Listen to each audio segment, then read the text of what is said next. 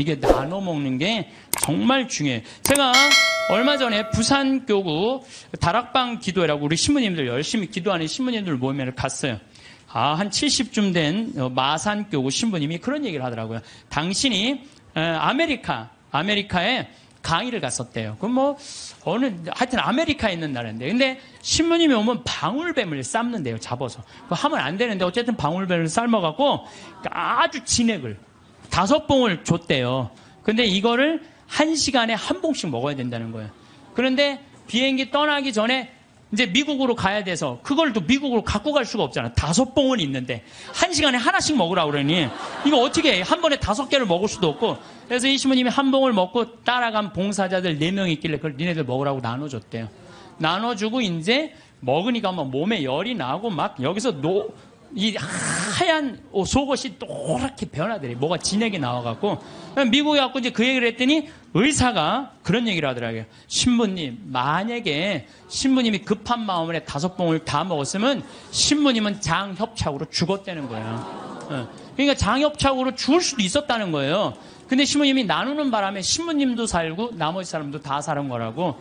근데 그 신부님이 70인데 피부가 나보다 더 고와. 방울뱀을 먹어서 그런지,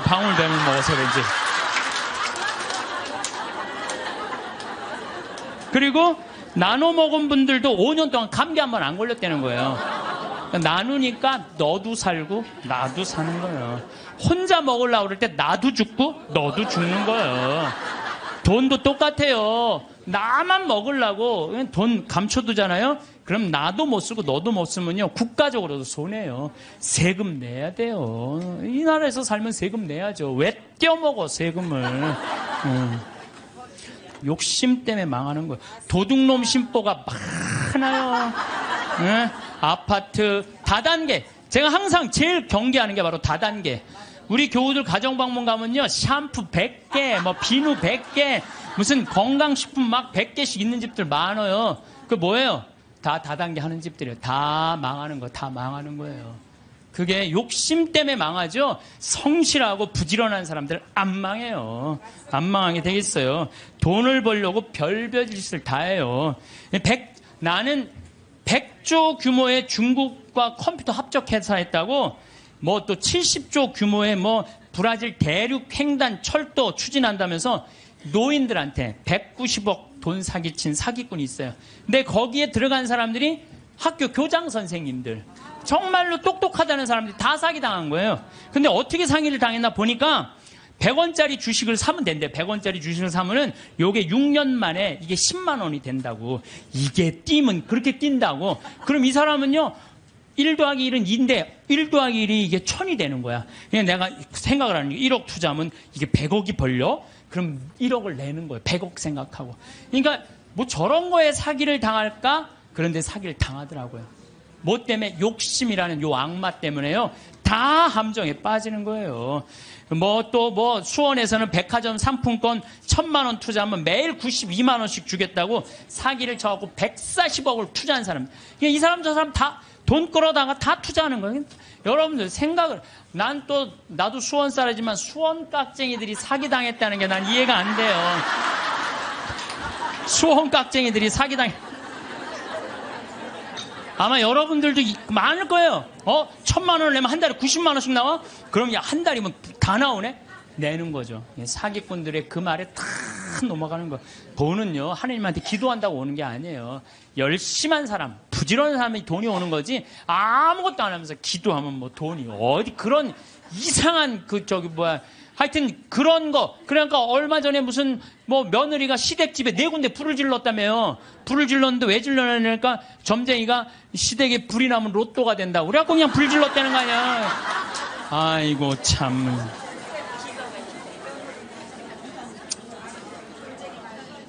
무엇 때문에 죽어라 돈을 버는지는 몰라도 욕심을 내도 돈을 벌어서 가치 있게 쓰려고 벌려는 목적보다는 무조건 돈만 벌려고 그러는 사람들 많아요. 무조건 돈만 모으려고 그러는 사람들 많아요. 내가 이 돈을 모아서 어디다 써야 되겠다는 분명한 목적이 있는 사람은요, 지치지 않아요.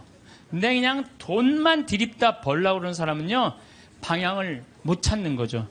저도 생태마을 운영하면서 경제적인 이익이 생기기 시작했어요. 한 10년은 계속 쏟아붓어요. 내 강사료, 내 책, CD 그냥 그야말로 정말 한 뭐 10억 이상 다 내 강사료는 다 쏟아넣었어요. 근데 요즘 이제 경제적인 이익이 생겼어요. 이제 안정이 돼갖고. 근데 내가 이제 돈이 생기니까 나도 이상해질 거 아니에요. 돈이 생기면 이상해지잖아요. 근데 저는 목적이 생겼어요. 목적은 뭐냐면은 아프리카에 잠비아의 자카란다 농장 꾸며주는 게 내 목적이에요. 우리 이제 뭐 평창에는 지금 마침 명동에 왔는데 여기 5층에 우리 프란시스코 전교 수녀님들, 아프리카 봉사 가는 수녀님들 사무실에 올라갔어요. 내가 포크레인을 어떻게 할까? 근데 포크레인 A10이라고 이렇게 무한궤도 있는 큰 바가지, 제대만한 바가지 있는 그걸 살라고 봤더니 2억이 든다는 거예요, 2억이. 근데 내가 2억 모아갖고 포크레인도 사고 트랙터도 사고 다 살라고 그랬는데, 포크레인 사면 끝날 것 같아. 그래서 내가 포크레인 아는 사장한테 전화해갖고, 나 이거 포크레인 중고 살라고 그러는데 어떻게 생각하느냐? 그랬더니, 포크레인 사장이 그러더라고. 신부님 뭐하러 사냐고. 그거보다는 우리나라 거 포크레인을 택배로 보내면 된대요.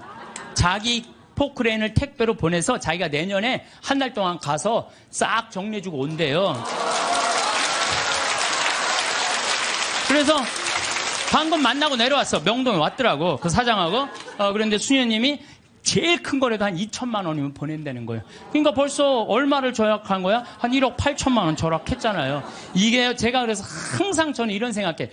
계획은 인간이 완성은 하느님이. 예, 계획은 인간이 완성은 하느님. 제가 간장, 고추장, 청국장, 가루, 김치, 복분자, 오디 이거 파는 목적이 있어야 될 거 아니에요. 그동안은 건강한 먹을거리를 국민들한테 제공해 주겠다. 그래서 생태마을 들어갔는데 제공해 주다 보니까 뭐가 생겨? 이익이 생겨. 그럼 그 이익을 어떻게 한다? 써야 돼요. 그래서 지금 자카란다에 고아원, 병원, 농장 꾸미는데 쓰려고 길을 써요. 그러면은요, 여러분들 딴 생각이 하나도 안 들어요. 딴 생각이. 돈을 가지고 어디다 쓸 줄 모르는 사람이 딴 생각하고 있는 거예요. 내가 이걸 어디다 주식에다 투자를 할까, 뭐를 할까, 땅을 살까 이런 생각을 하는 거지. 그래서요, 돈은 쌓아두면 썩는 거예요. 써야 돼요. 1 더하기 1은 2인데 1 더하기 1은 100이 되기를 바라는 게 대한민국 사람들 심보예요.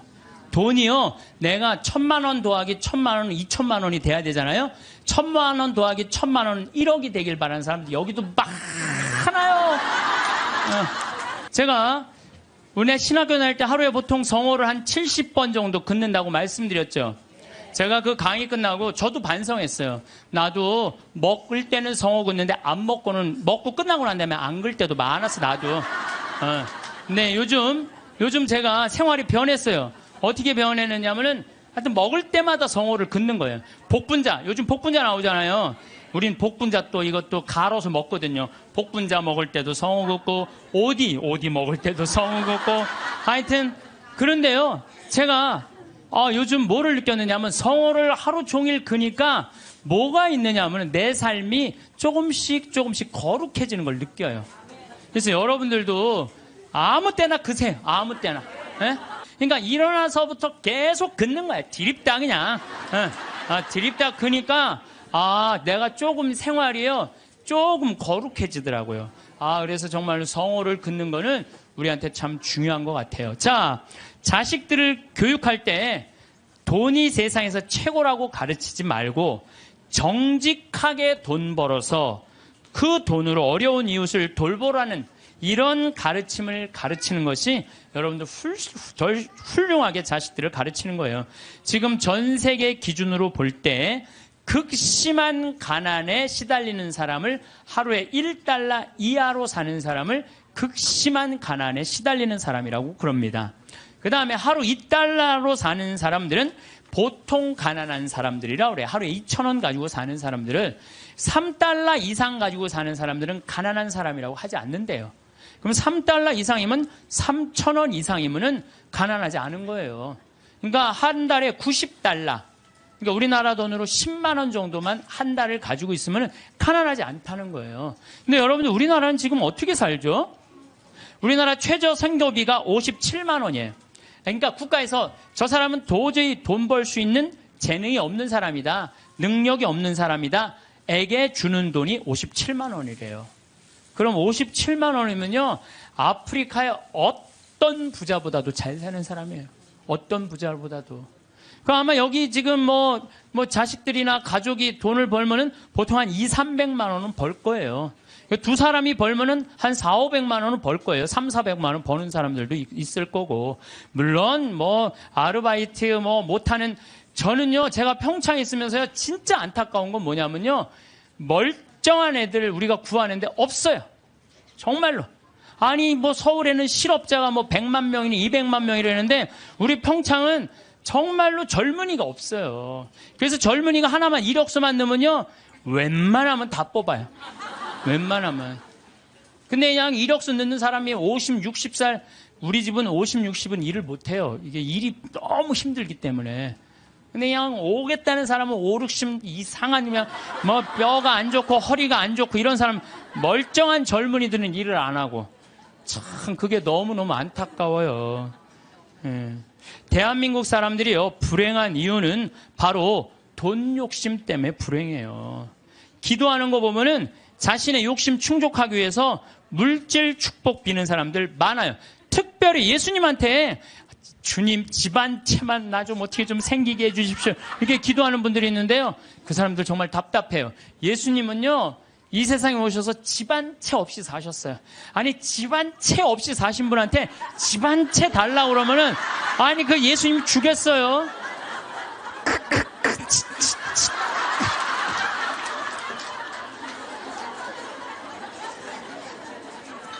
예수님께 기도 열심히 청하면 물질의 축복을 받는다는 이야기는 믿음을 가장한 도박이고 강탈이에요. 여러분들 어떻게 믿을 때 돈 축복 달라고 그래요? 여러분들 돈 때문에 믿는 거예요? 여러분들 뭐 때문에 믿는 거예요? 하늘나라 때문에 믿는 거 아니에요? 그러면 하늘나라를 먼저 구해야지. 내가 구일 기도 열심히 하면 집 한 채. 아니 어디 빌 뗄 대고 빌어야지. 집 한 채 없는 분한테 집 달라고 그러면 돼요. 예수님에게 기도할 내용은 하느님 나라와 그의 정의이지 집이 아니라는 거죠. 재물 축복은 성서에도 이렇게 표현합니다. 잠언 10장 4절을 보면 게으른 손바닥은 가난을 지어내고 부지런한 이의 손은 부를 가져온다. 얼마 전에 판교 신도시 거기 로또라고 그랬잖아요. 그럼 내가 한 2억에 이제 아파트를 사뒀단 말이에요. 2억짜리를 사두고 10억 뛰게 바라는 사람들 많아요. 그렇죠? 1 더하기 1은 2인데 1 더하기 1은 10이라고 생각하는 거야. 근데 안 뛰었어. 지금 부동산 경기가 엉망이잖아요. 안 뛰었는데 나 2억 주고 샀는데 10억 되길 바라는 마음으로 샀는데 8억이 안 뛴 거 아니에요. 이 사람 이 생각을 하는 거 8억을 손해봤다고 생각을 하는 거예요. 8억을 손해봤다고 생각하니까 억울해요, 안 억울해요? 억울한 거야. 근데 문제는 뭐냐면 그 2억을 여기저기 돈을 끌어다가 산 거야. 그럼 이 사람 망해요, 안 망해요? 그래서 욕심이 망하는 거예요. 또 청와대 판검사들을 청와대가 판검사들이 보호하는 로얄 패밀리 클럽이라고 써있어서 2천억을 떼어먹은 사람도 있어요. 말도 안 되는 거에 사기당하는 건 다 여러분들은 뭐 때문에 그래? 욕심 때문에. 그 욕심이 나를 끌고 들어가는 거예요. 그러니까 제발 1 더하기 1은 2지 1 더하기 1은 100이 아니에요. 무슨 돈이 뻥튀기 과자에 넣어놓으면 뻥 하고 터져갖고 그냥 막 엄청나게 요 뻥튀기 과자에 쌀 요만큼 넣잖아요. 나 뻥튀기 평창에서 뻥튀기 기계도 하거든요. 애들 오면은 그 요만한 쌀을 뻥튀기 기계에 넣어요. 그래갖고 막 1시간 정도 열을 가하면 뻥 하면 엄청나게 커지잖아요. 돈이 그렇게 되는데 돈은 절대 그렇지 않아요. 하나하나 쌓이는 거죠. 여러분들 내가 정말 똑똑하진 않지만 내가 똑똑하지 않은 머리로 생각을 해봤어요. 여러분들 왜 사기를 당하느냐. 나라 경제가 3% 성장한다면요. 은행 이자는 3% 넘기가 힘들어요. 정기 적금을 넣어야 3.9%예요. 오늘 아침에 내가 라디오에서 들었어요. 정기 적금을 넣어야 3.9%예요. 그러면 그걸 3.9% 넣어봤자 1억 넣어봐야 30만 원, 40만 원 나오는 거야. 300만 원, 400만 원 나오는 거야. 1억 넣어야. 한 달에 30만 원 나오는 거야. 1억 넣어야. 그러니까 이 돈 갖고 뭘 해. 근데 어떤 사람이 살살살살 꼬셔요. 여기 펀드에 넣으면은 이게 한 20% 이익이 나와. 이게 너만 알아. 너만. 내가 아무한테도 안 알려주는 거야. 내가 너만 알고 있어. 이거 여기다 넣으면 20%. 1억에 20% 2천만 원이란 말이야. 그럼 한 달에 200만 원씩이면은 어때요? 할만하죠? 그래서 사기를 당하는 거예요. 그래서 국가 경제가 3% 성장이면요, 이자는 3% 넣기가 어려워요. 근데 만약에 15%, 20% 얻을 수 있다라고 말하고 다가오는 사람은요, 100% 사기꾼이라고 생각하면 돼요. 3% 이자에 3.5% 이거는 돼요. 근데 내가 20%까지 불려줄게. 100% 사기꾼이라고 생각하면 돼. 그런데 이렇게 듣고도 오늘 나가서 여기 말이야, 너만 알아, 너만 알아. 예. 그래? 넘어가는 거죠. 노름, 경마, 강원랜드 도박만 하지 않았어도요, 자녀들과 여행도 다니고 좋은 일도 하고 부부가 함께 여행하고 부모님한테 용돈 드리고 여유롭게 살 사람들 많아요. 근데 저 지금 경마장, 무슨 경정장, 무슨 뭐 전부 다 이 사람들 영혼 망가뜨리는 거예요. 정말 여러분들 그런 거 뭐 재미로 가다가 인생 망치는 거예요. 재미로 가다가. 예. 그 귀중한 돈 제대로 한번 써보지도 못하고 공중에 날리는 사람들 많습니다. 아니 200억 있으면 뭐하러 강원랜드 갖고 그걸 그냥 날려요. 200억 가지고 고아원도 짓고 어려운 사람 장학재단도 설립하고 버려진 독거 노인들도 돌봤어요. 거기만 쭉 일주일에 돌아다녀도 그렇게 해도요, 인생 의미도 찾고 행복하고 삶의 보람도 느낄 거야. 200억을 날리고 나면 그러니까 거기서 뛰어 죽는 사람 1년에 50명, 60명이 뛰어 죽는다는 거예요. 사기당하는 분들 다 이유가 있어요. 하루아침에 벼락부자시고 좀 욕심 가지고 있는 사람들, 지금 버는 수입보다 더 큰 수입을 벌 수 있다는 말에 현혹될 때, 그래서 전 대박이라는 단어를 싫어해요. 대박이 어디 있어요, 대박이. 그 달 벌어서 내가 500만 원, 300만 원 벌으면 그중에 50만 원, 60만 원 저금해서 한 5년, 10년 해갖고 1억, 2억 맞추고 집 한 채 사고 그 집 사고 또 한 10년 열심히 일해갖고 한 3, 4억 해갖고 퇴직할 때 한 4억, 5억 정도 지니고 그리고 그거 가지고 늙을 때까지 살아가는 거죠. 그러다가 정말로 돈이라는 건 축복이에요. 그거 오는 수가 있어요. 내가 산 집이 어쩌다가 떼어갖고 그걸 정리해갖고 다시 좀 어떻게, 그 정도는 되더라도 어느 날 갑자기 떼돈을 버는 일은 없어요. 또 떼돈을 번다고 여러분 행복하지도 않아요. 내가 전 시간에도 말했지만 떼돈을 보면요, 이 사람들 떼같이 몰려. 떼같이 몰려갖고 돈 꿔달라. 머리 아파요. 여기 계신 분들 이런 분들이 있어요. 입만 열면 돈이 원수라고 말하는 사람. 이렇게 말하는 사람들 사기당할 가능성이 많아요. 돈이 원수야. 이런 사람들 사기당할 가능성이 많아요. 돈이 원수야. 그런데 예수님이 원수를 사랑해라. 그러니까, 내가 돈을 사랑해야 되겠구나. 돈을 너무 사랑하다 보면, 디모데후서 1장 6절, 6장 10절에 보면요, 돈을 사랑하는 것이 모든 악의 뿌리입니다. 돈을 따라다니다가 길을 잃고 신앙을 떠나서 결국 격심한 고통을 겪는 사람들도 있습니다. 그래서 여러분들 사기당하기 싫으면요, 사기꾼들의 특징이 있어요. 호화롭거나 명품 이야기 많이 하면서 입만 열면 대박 터진다고 말하는 사람들, 이런 사람들 사기꾼들 가능성이 많아요. 자신이 뭐 누구 유명인 영화배우, 무슨 국회의원, 무슨 정치인들 안다고 맨날 입만 열면 얘기하는 사람들 사기꾼일 가능성이 많다는 거예요. 전화번호가 이유도 없이 자주 바뀌는 사람들, 여러분들 전화번호 그냥 끝까지 쓰는 사람들 있죠? 이 사람들 사기꾼들 아니에요. 근데 그냥 전화번호 또 바뀌었어, 또 바뀌. 사기꾼일 가능성이 많다는 거예요. 그리고 또 누가 사기꾼이, 지금 오늘 계약하지 않으면 이 기회는 다시 오지 않는다. 이렇게 꼬시는 사람들, 이거 사기꾼 며칠 전에 우리 부관장 신부님이, 우리 생태마을에 부관장 신부님이 있는데 아주 젊은 신부, 이제 30살 막 된 신부인데, 이 신부는 조혈 모세포를 기증을 했어요. 조혈 모세포를 기증해갖고 작년에 어떤 아가씨가, 맞는 아가씨가 있대. 이게 20만 분의 1의 확률이랬는데 맞는 아가씨가 갖고 작년에 기증을 했어요. 근데 이 아가씨가 또 좀 안 좋았나 봐. 그래서 얼마 전에 가서 그걸 기증을 했어요. 또 기증을 하고, 이제 평창이니까 무슨 빈센트 병원에 가서 기증을 했는데, 이제 이게 내가 그 골수가 찼는지 안 찼는지 확인을 해야 되는데, 평창에서 수원까지 나가기 좀 그렇잖아요. 그래서 근처 의료원에서 할 수 있대. 그래서 평창 의료원에 가갖고 화보니까 골수가 다 찼다고. 근데 차 갖고 이제 나오는데 딱 트럭에서 한 사람이 딱 나오더니 저기 뭐야 저 손님 내가 홍삼을 이게 배달을 왔는데 이게 한 2박스가 남아갖고 이걸 싣고 가도 어차피 이거 버릴 거니까 이거 손님 좀 사라고 그러더래요. 그래서 황 신부가 나한테 신부님 사기꾼이야 사기꾼. 꼭 이상하게 뭐 이거 오늘 그래 참 이거 아니 나같이 저는 안 순진해요. 예. 우리 부관장 같이 순진한 사람은 당해요. 그러니까 여러분들 정말 지혜로워야 돼. 예? 정말 뱀 같은 지혜가 있어야 돼요. 사기 안 당하려면은. 그래서 오늘 와서 강의 무슨 성가정 영성피정에 내가 사기 안 당하는 법도 가르쳐주고.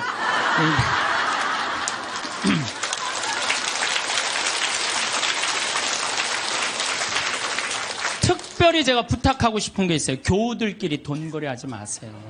정말 안 좋은 거예요. 돈거래하다간 친구를 잃어버립니다. 돈 꿔주지도 말고 꾸지도 마세요. 없으면 없는 대로 그냥 사세요. 없으면 없는 대로 살지. 돈을 꾸는 거는요, 내 욕심을 더 채우기 위한 몸부림이에요. 몸부림이에요. 그래서 집회서에서 이런 말이 나와요. 이거 여러분들 꼭 기억하세요. 돈을 꿀 때까지는 이웃의 손에 입을 맞추고 그의 재산을 두고 공손한 어조로 말한다. 그러나 갚을 때가 되면 시간을 미루고 빈 말로만 갚겠다며 시간만 탓할 뿐이다. 이 여러분들 경험 다 했죠? 그러니까 꿔주지도 말고 꾸지도 마세요. 그런데 꿔줘야 되는 건 있어요. 누구 병원비가 없다. 내가 친척 중에 학비가 없다. 이거는 꿔준다기보다도 그냥 줘요. 네, 꿔준다기보다 주세요. 병원비나 학비 난 내가 강의할 때 핸드폰 울려도 한 번도 신경질을 부린 적이 없어 나는. 병원비나 학비 같은 경우는 저는 그렇게 생각해요. 그냥 가난한 사람도 도와주는데 내 형제 친척 중에 아프고 학비가 없다는데 그거는 차라리 꿔준다는 말보다 그냥 주세요. 그거 외에는 꿔주지도 말고 꾸지도 마세요. 돈이라는 거는요, 돈이 거짓말하는데 한다고 말하잖아요. 돈은 거짓말 안 해요. 욕심 부리지 않고 성실하게 일하면 돈은 언제든지 벌어집니다. 한순간에 떼돈 벌고 싶은 도둑놈 심보를 가진 사람들이 돈 때문에 자기도 고통스럽고 남도 고통스럽게 하는 거. 그래서 보면 어떤 집에 보면요, 이 도박하는 사람들 보면요, 형제, 친척 모든 돈 다 끌고 들어가는 사람들이 있어요. 중리사니 그러면서 거짓말하면서. 이런 사람들은요, 진짜 정말로 이 사회에서 분리시켜갖고 어디 모아놔야 돼요. 그래서 우리 생태마을에 그런 사람들 그냥 싹 모아갖고 돈도 안 주고 그냥 일 시키면은 그게 돈 버는 건데.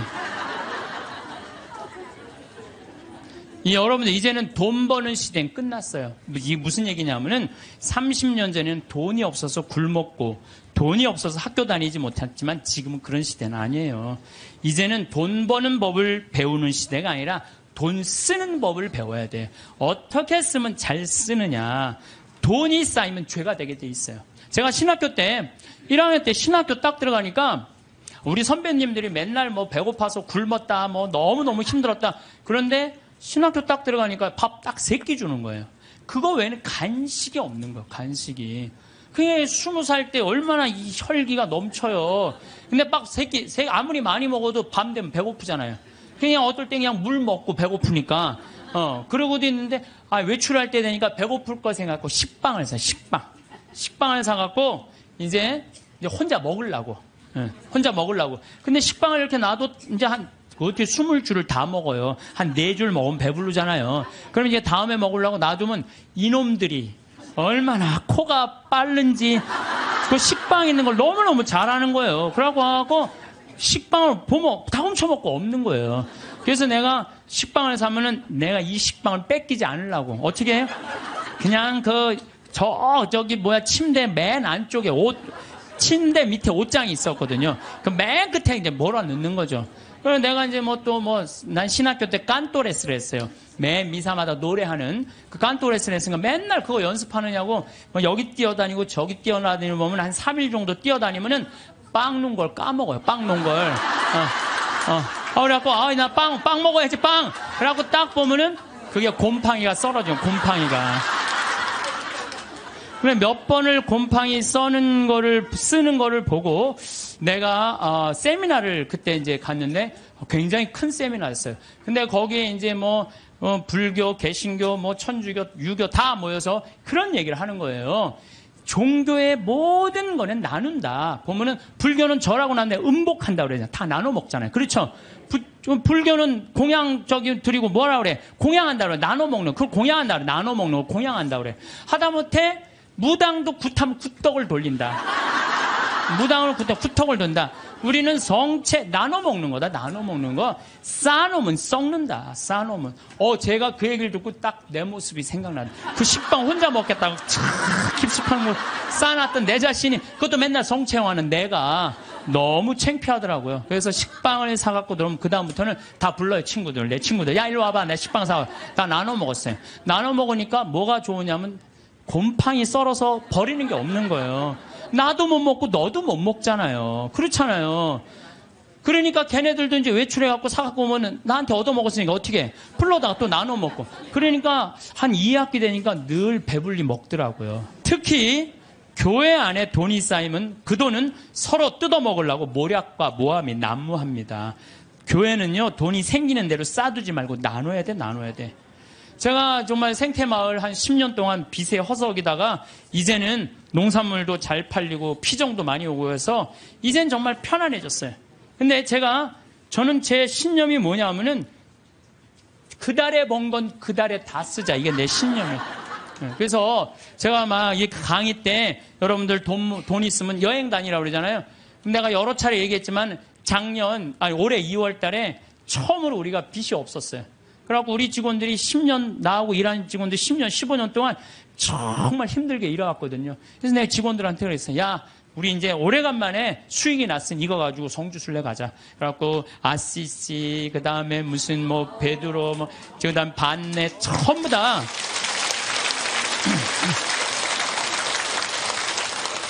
여러분들, 돈은요, 쓴 것만 내 돈이에요.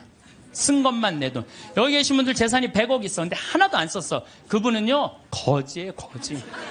하나도 안 썼으면. 근데 재산이 100억 있어. 근데 그 100억을 가지고 여행도 다니고 맛있는 것도 먹으러 다니고 또 가난한 사람도 도와주고 어려운 아프리카, 우리 잠비아도 1,000만 원 기증하고.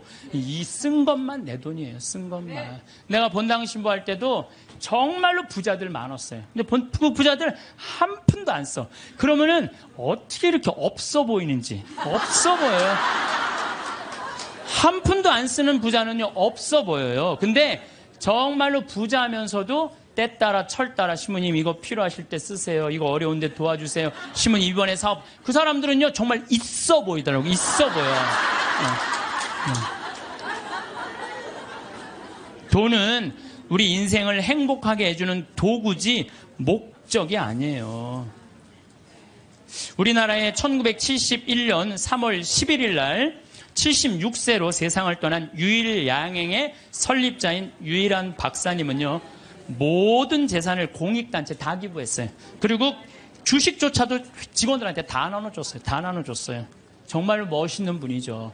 정말로 기업가의 모습을 보여준 거예요. 또 그 딸도 미국에 가서 전 재산 떠나면서 세상에 다 기부하고 세상 떠났어. 딸도. 아버지가 그러니까 딸도 그러는 거예요. 아버지가 그러니까. 카네기도 전 재산 기부했고 2,500곳에 도서관을 줘줬어요. 카네기.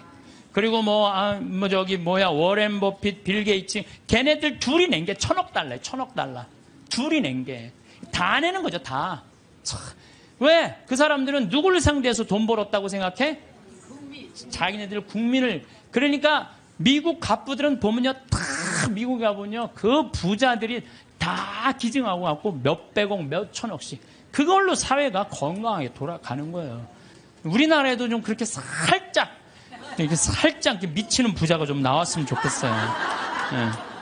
마태복음 19장 16절, 26절에 보면은요, 하느님의 계명을 충실히 지킨 부자 청년에게 예수님이 이렇게 말씀하세요. 내가 완전한 사람이 되려거든 가서 너의 재산을 팔아 가난한 이들에게 주어라. 그러면 내가 하늘에서 보물을 차지하게 될 것이다. 그리고 와서 나를 따라라. 그러나 그 젊은이는 슬퍼하면서 떠났어요. 왜? 재물이 많았기 때문이에요. 여러분들 그 부자 청년은요, 계명도 굉장히 중요하게 여긴 청년이에요. 근데 재물이 많았는데 이 청년은 재물하고 자기를 똑같다고 생각해요. 재물하고 자기를. 이 사람은 재물을 파는 건 뭐를 파는 거야? 자기를 파는 거야. 이게 참 문제예요. 여러분들 재물이 없으면 여러분들도 사라진다고 생각하는 분들 여기 혹시 계시면은 그럼 불행한 사람이에요. 재물이 없어도 상관없어요. 아니 지금 이 세상에 재물 없이 사는 사람들 얼마나 많아요. 그 행복한 사람들 얼마나 많아요. 우리 수녀님들, 우리 신부들은 그래도 좀 나아요. 우리 수녀님들 재물 있어요, 없어요? 그 수녀님들은 어디 버스 타고 가는데도 돈 받아갖고 해요. 그래도 행복한 수녀님들 많아요. 돈이 우리 존재가 돈하고 똑같아서는 안 돼요. 돈이 많으면 존재가 충만하고 돈이 없으면 존재가 없는 거.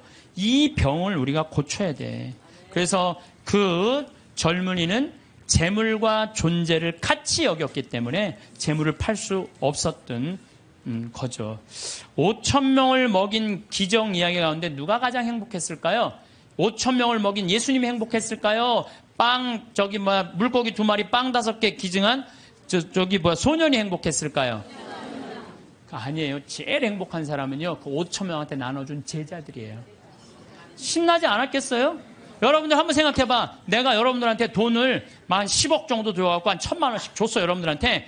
그래갖고 여러분들 좀 어려운 데 가서 도와주세요. 그래갖고 내가 한 1,000만 원짜리 10개를 가지고 여러분들이 10명이 쫙 나가서 도와줄 때 여러분들 신날 것 같아, 안 신날 것 같아? 내 돈도 아닌데. 내 돈도 아닌데 나눠주는 게, 가난한 이웃한테 나눠주는 게 얼마나 좋아요. 나는 여기서 제일 행복한 사람들은 제자들이라고 생각해요. 여러분들이 하느님이 여러분들한테 지금 재물을 맡겼어요. 어떤 분은 10억을 맡긴 분도 있고, 어떤 사람은 1억을 맡긴 분도 있고, 어떤 사람은 100억을 맡긴 분이 있어. 왜 맡겼어요? 나눠주라고 맡긴 거예요. 나눠주라고. 나눠주라고 맡겼으면 나눠야 될 거 아니야. 근데 안 나눠. 끝까지 쥐고 있다. 그냥 죽어. 그럼 그냥 자식이 네가 나누냐 내가 나누냐 싸워서 원수돼서 안 만나고. 그러지 말자는 거예요. 우리 대한민국 사회가 이제 건강하려면 어떻게 해야 돼? 나눠야 돼요. 쌓아두면 썩게 돼 있어요. 쌓아두면 어느 사회든 자꾸 나누면은 샘솟게 돼 있어요. 나누는, 신부님 그거는 제가 조금 못 받아들이겠는데, 나누면 하나도 없죠. 근데요, 하느님한테 11조 봉헌한 분들이 왜 잘 되는 줄 알아요? 11조 봉헌하려고 그러면요, 적은 돈 아니에요. 그럼 그 돈을 하기 위해서 다른 생활에 충실해져요. 다른 생활에 충실해지기 때문에 축복을 받는 거예요. 나누는 사람들은 생각이 건강하기 때문에요, 사기도 안 당하고 유혹도 안 당해요. 그렇기 때문에 그런 분들은 재물 관리도 잘 할 수 있는 거예요. 그래서 한 건강한 쪽으로. 자, 모세의 10계명, 아론의 황금 송아지 가운데 여러분도 어느 걸 택할 거예요? 모세의 10계명을 택할 거예요? 아론의 황금 송아지를 택할 거예요? 10계명? 자, 근데 강의를 들어보면 또 생각이 좀 달라질 거예요. 모세가 10계명을 받으러 시나이 산으로 올라갔어요. 올라갔는데 불안해. 이제 뭐 이집트에서 탈출해서 왔단 말이야. 근데 시나이에 가보면요, 아무것도 없어요. 지금 사막이야, 사막. 전부 돌산이고. 시나이 산도 완전히 돌산이야, 돌산. 근데 모세는 사라졌는데 먹을 건 아무것도 없고 불안하잖아요. 이게 어떻게 하지? 어떻게 하면 좋을까? 고민을 하고 있는데 사람들이, 아니 모세는 안 보이고 우린 불안하다. 우리 그냥 모아갖고 우리 황금송아지 만들자. 그래? 황금송아지? 그래, 좋다. 황금송아지 만들자. 근데 당시에 유대라는 땅, 시나이라는 땅은요, 척박하게 이를 데 없었어요. 그 척박한 땅을 가르려면 누가 있어야 돼? 소가 있어야 돼요. 소가 없으면 농사 못 져요. 소가 없으면. 소가 쟁기로 이랑과 고랑을 만들어줘야 돼요. 그래서 이랑이 높아야 돼. 이랑이 높아야지 씨를 이렇게 넣으면은 그 씨들이 바람에 잘하고, 고랑이 있어야지 물도 잘 빠지고. 그러니까 그걸 사람 손으로 하려면 농사 못 져요. 그러니까 이스라엘 사람들에게 있어서 소는 그냥 소가 아니에요. 이건 생명하고 똑같은 거예요. 그리고 그냥 소예요? 뼈 주지, 우유 주지, 고기 주지, 가죽 주지. 그러니까 이 황금 송아지, 우리가 그냥 생각하는 그런 송아지가 아니에요. 이 사람들한테는 모든 걸 다 주는 거예요. 그러니까 황금 송아지를 딱 하면 마음이 놓여 안 놓여? 놓이잖아요. 저게 우리를 먹여 살리는 거예요. 십계명 무슨 십계명이 밥 먹여줘. 그래갖고 그냥 이 십계명 그냥 다 때려치고 그냥 황금 송아지 속에서 그냥 제가 이 고추 농사를 지면은요 많은 사람들이 저한테 그래요. 시면 어떻게 농약을 안 치고 어떻게 고추 농사를 짓느냐고. 돼요. 왜냐하면은요 이 고랑이 보통 우리 농사 짓는 분들 고랑이 20cm도 안 돼요. 근데 우리는 거의 50cm 정도 넓어요. 고랑이. 이랑도 높고. 이게 50cm 넓으면요. 아이고 저게 무슨 농사야? 그럴 것 같은데요. 고랑이 넓으면요. 바람이 잘 통해요. 바람이 잘 통하면 병이 안 들어. 역병 뭐 이런 거 안 들어요. 그런데 보면은 바닥바닥해. 그러니까 처음에 우리 저기 도돈리 응암리 주민들이 신부님 그렇게 해서 농사를 어떻게 짓느냐고. 근데 놀라운 거는요. 이 고추가 열릴 때 보면요. 이 대가 견디질 못해요. 너무 많이 열려갖고. 그래서 제가 그걸 보면서 농사도 욕심 부리면 안 돼요. 그리고 내가 정말 놀라운 거는 감 있잖아요. 감이요. 5월달만 되면은요. 이렇게 자라다가요. 그 애를 다 조절을 자기네들 느껴요. 그래갖고 올해는 좀 많이 괜찮을 것 같다. 그런데 올해는 좀 날이 좀 괜찮을 것 같다. 감이 다 알아요. 그래갖고 다 떨어뜨려요. 보면은 5월달에 가면 감 조그만 거 다 떨어져 있어요. 감 하시는 분들 아시죠? 그 왜냐면 자기가 조절하는 거야. 그러면은 감이 아주 튼실하게 열리는 거야. 아니 우리 지금 토마토 하고 있지만 토마토 이거 꽃을 안 따주잖아요. 조그맣게 열리고 커지지는 않아요. 그러니까 뭔가 포기를 해야 돼요. 포기를 해야 돼. 그러니까 이랑 고랑 어쨌든 이 사람들은 그 이랑과 고랑을 만들어주는 누가 고마워? 황금 송아지가 고마운 거예요. 여러분들 여기 계신 분들 십계명보다는 황금 송아지 집에 가보면 황금 송아지 한 마리씩 다 아니 집에는 없어도 머릿속에 황금 송아지 있는 분들 많아요. 근데요 계명을 택할 것이냐 황금 송아지를 택할 것이냐 이건 여러분들 잘 생각해야 돼요. 황금 송아지는 세상이에요. 계명은 하느님이고 내가 뭘 붙잡고 살 것이냐. 하느님 붙잡고 산다고 돈 축복 안 받는 거 아니야. 제가 말씀드렸지만 정말로 하느님 뜻대로 살아가면 이 사람들 재물 쌓여요. 이 사람이 사기를 당하겠어요. 엄한 짓을 하겠어요. 성실하게 살면 돈 쌓여요. 다 엎어지는 건 다 1 더하기 1은 100이라고 믿는 사람들이 다 엎어지는 거지 1 더하기 1은 2라고 생각하는 사람들은 안 엎어집니다. 예, 망하지 않아요. 예.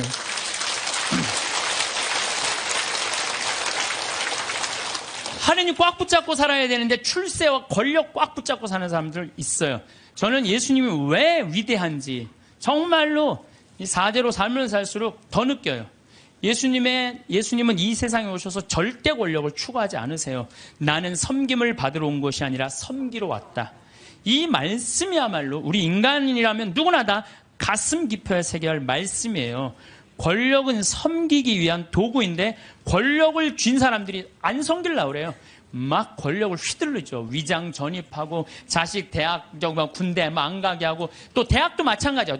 무슨 국제중학교 이런 데 애 머리도 안 되는데 막 들이밀고 이게 다 돈과 권력으로 부리는 횡패.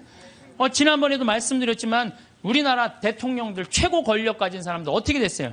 불행하게 죽거나 감옥에 가거나 가족이 감옥에 가거나 그래요. 그러잖아요. 권력이 뭐가 좋아요. 그래서 여러분들 가운데서도 정말로 권력처럼 무상한 게 없어요. 권력을 쥐고 있을 때만 좋지 권력에서 밀려나면은요 비참하고 심지어는 모욕과 보복까지 당하는 게 권력이에요. 요즘 나는 그 전두환 무슨 국회법 통과되는 거 보면서 권력이라는 게 참 무상하구나. 저 전두환이라는 저 대통령이 얼마나 정말로 기가 막힌 권력을 가졌어요. 근데 지금은 모든 국회의원들이 다 10년 연장하자, 뺐자. 그게 권력이라는 게 이렇게 무상한 거예요. 권력을 꽉 잡고 사는 것보다 하느님 꽉 잡고 사는 게 훨씬 더 낫습니다.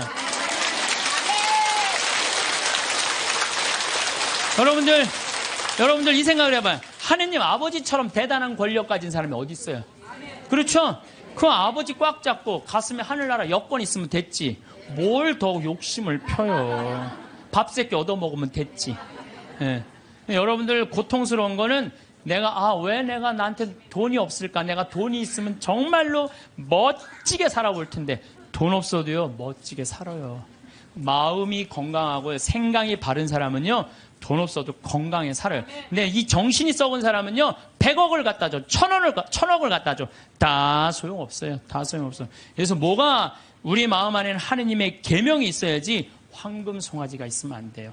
그래서 오늘 여러분들 마음 안에 혹시 내가 지금 나를 괴롭히는 건 뭐 때문이야? 황금 송아지가 날 지금 끊임없이 그 뿔이 내 가슴을 받는데도 그래도 좋아. 나는 황금 송아지 뿔에 받쳐도 좋아. 나는 죽어도 좋아. 예, 그러시지 마시기를 정말로 바라겠습니다. 저는 나중에 하느님 앞에 갔을 때 너 어떻게 살아왔느냐? 저 대통령인데요. 너 어떻게 살아왔는데? 나 신부였는데? 너 어떻게 살아왔는데? 나 장관이었는데요? 너 어떻게 살았는데? 나 구역장이었는데? 너 어떻게 살아왔느냐? 뭐 어떻게 살아요? 너 어떻게 살아왔는데? 저는요, 하느님, 장관도 아니고 대통령도 아니고 신부도 아니었는데요. 가난하고 헐벗고 불쌍하고 감옥에 갇히고 병들고 목마른 사람들한테 물 한 잔 나눠주려고 노력을 하고 살았어요. 너 하늘나라. 베드로 성인이 너 하늘나라. 저는 장관인데요. 전 대통령인데요. 전 신부인데요. 계속 시험에 계속 떨어지는 거예요. 마태오복음 25장만 읽어보면요. 우리가 하늘나라를 어떻게 통과하는지 너무너무 잘 써 있어요. 그래서 여러분들 마지막 날 하늘나라 여행 떠날 때 쫙 여권 내놓고 이 은행 통장 잔고 뭐 어떤 잔고가 필요해? 어렵고 가난하고 불쌍한 사람한테 도와준 잔고를 하나님한테 내놓으시기를 바라겠습니다. 은퇴 후 절대 하지 말아야 하는 첫 번째는 잘 모르는 분야에 절대 투자하지 않기입니다. 아침부터 저녁까지 밤낮 없이 회사에 매여 살다가 갑자기 아침에 갈 곳도 없고 집에 있자니 가족들 눈치도 보이고 무언가를 해야겠다는 생각이 점점 더 사람을 조급하게 만드는데요. 그래서 이 사람 저 사람 만나다가 안 해본 것에 투자하게 됩니다. 은퇴 이후 절대 하지 말아야 할 것 중 첫 번째가 살면서 한 번도 해보지 않은 것에 돈을 투자하는 것입니다. 지금 세상이 너나 할 거 없이 먹고 살기 힘든 세상입니다. 그렇다 보니 어르신들같이 순진한 퇴직자들의 은퇴 자금과 퇴직금을 노리는 사기꾼들이 천지입니다. 특히 그들이 노리는 사람은 평생 회사라는 테두리 안에서 일만 하느라 바깥 세상 물정을 잘 모르는 사람들인데요. 은퇴했거나 은퇴를 앞두고 있는 노년층 분들은 자기 은퇴 자산이 부족하다고 느끼는 나머지 자신이 잘 알지 못하는 분야에 대한 투자를 공격적으로 그리고 과감하게 하는 경향이 강합니다.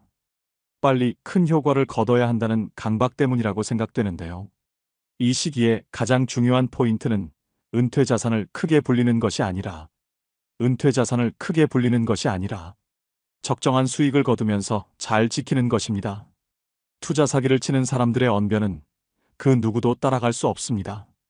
투자자의 주머니 속에서 돈이 나오게 만들려면 얼마나 말을 잘할까요?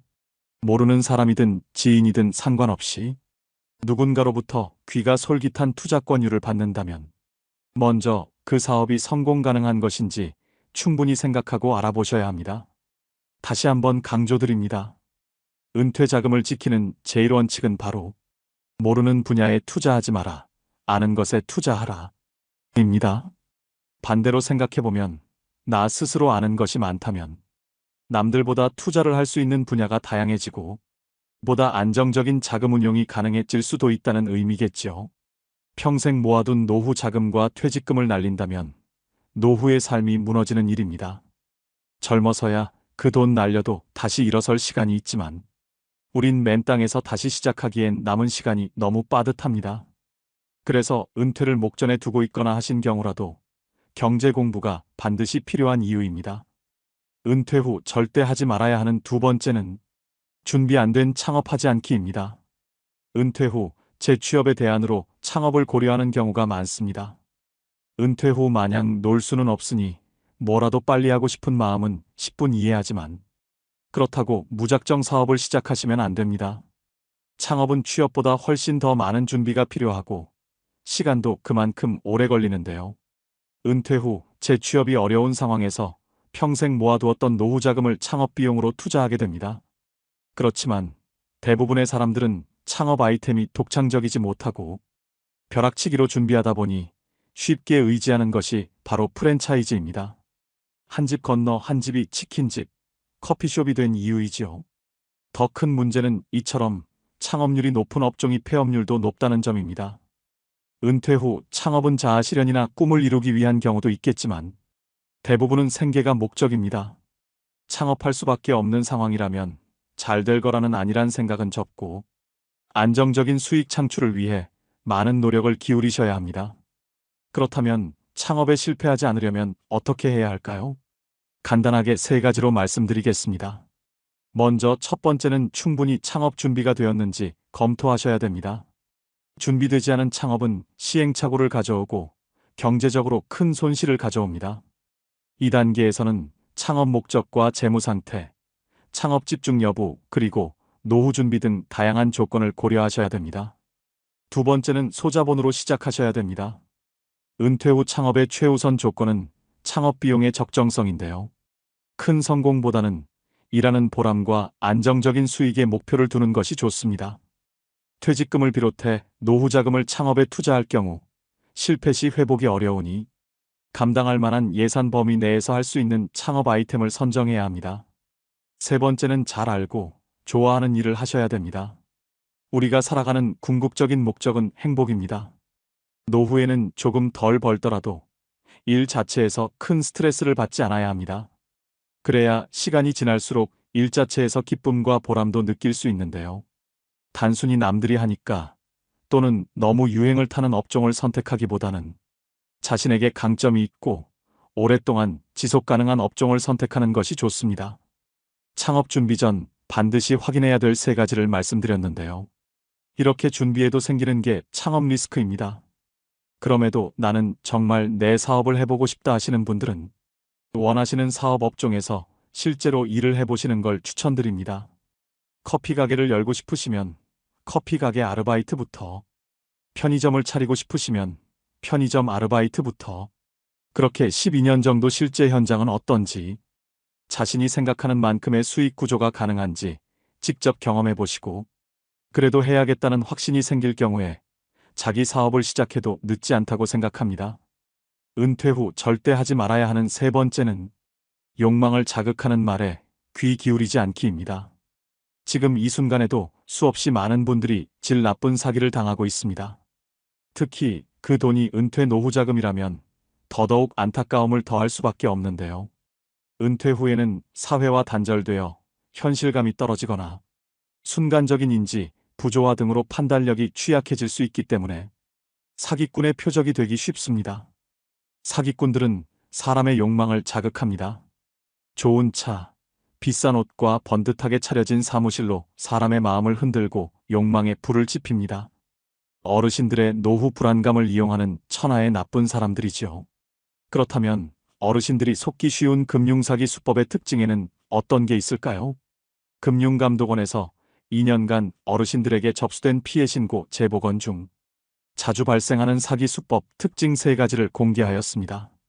첫째는 오프라인 투자 설명회를 활용합니다. 디지털 기기에 익숙하지 않은 어르신들은 온라인보다 오프라인 투자 설명회를 선호하시는 경우가 많습니다. 이러한 특성을 이용해서 사기 업체들은 전국 각지에서 투자 설명회 등을 개최하여 전도 유망한 사업을 진행하고 있다며 어르신들을 현혹하는데요. 사업은 주로 일반인들이 검증하기 어렵거나 생소한 내용인 경우가 대부분입니다. 둘째는 평생연금처럼 확정 수익을 지급한다고 현혹합니다. 노후 대비가 되어 있지 않거나 미래 현금 흐름이 불확실한 어르신들이 표적입니다.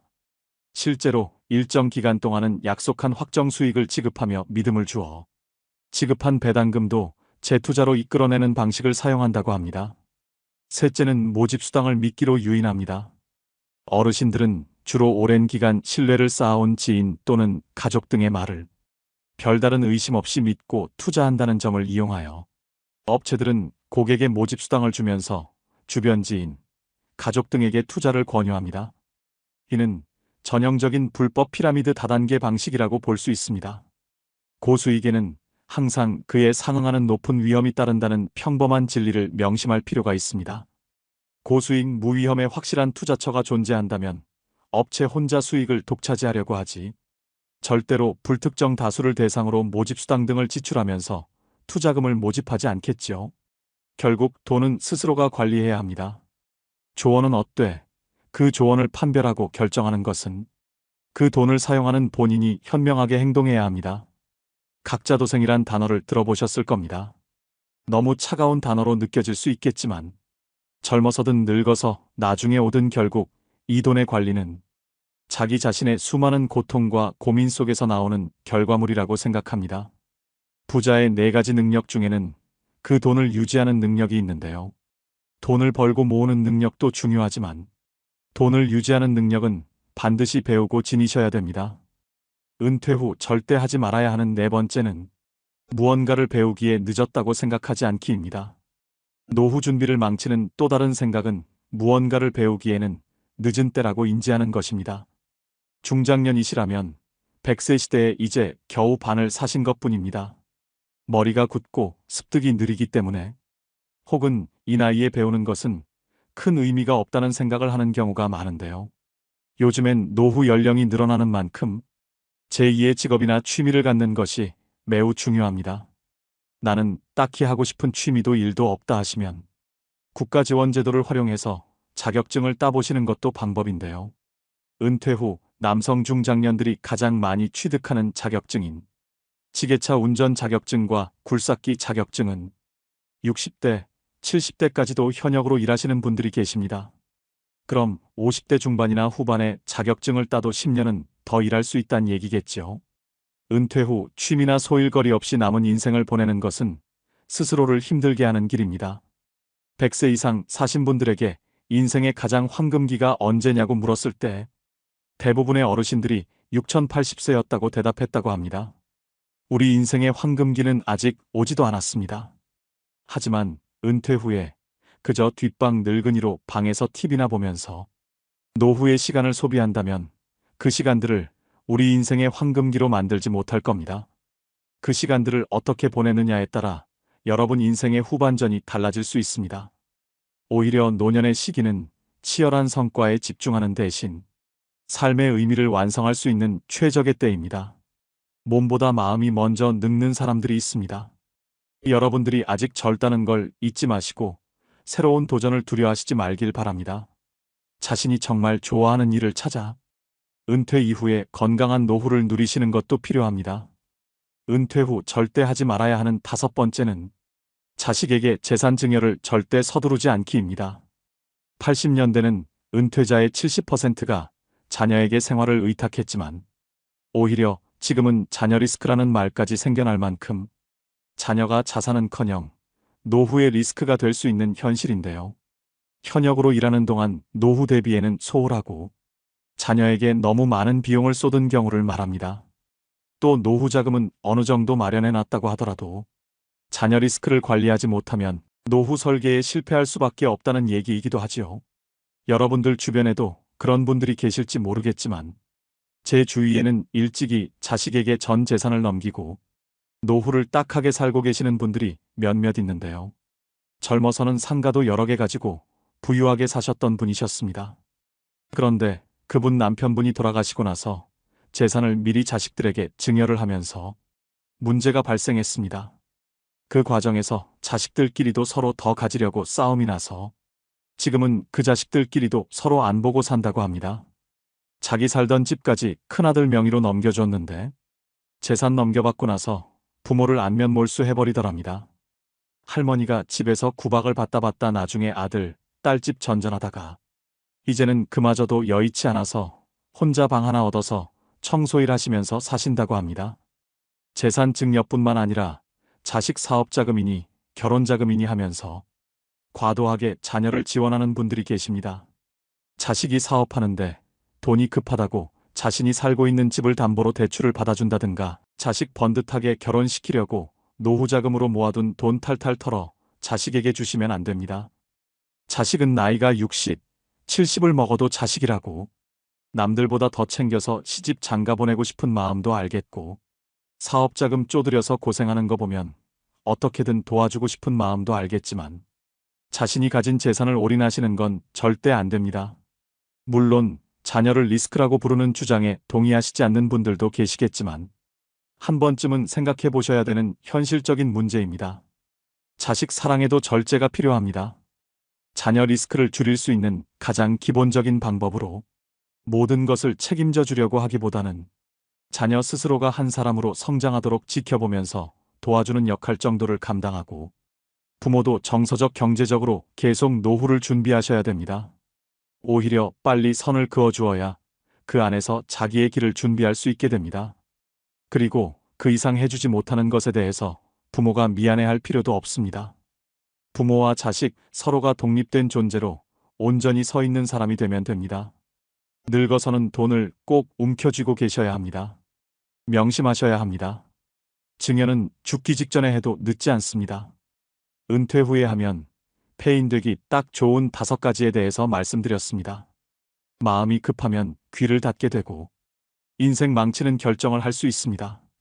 급할수록 돌아가라는 말이 있듯이 말씀드린 리스크를 항상 유의하시고 천천히 노후 준비에 대해 공부하면서 한 걸음 한 걸음 앞으로 나아가셔야 합니다. 그렇다면 은퇴 후 30년 이상의 노후 준비에 꼭 필요한 항목들은 무엇일까요?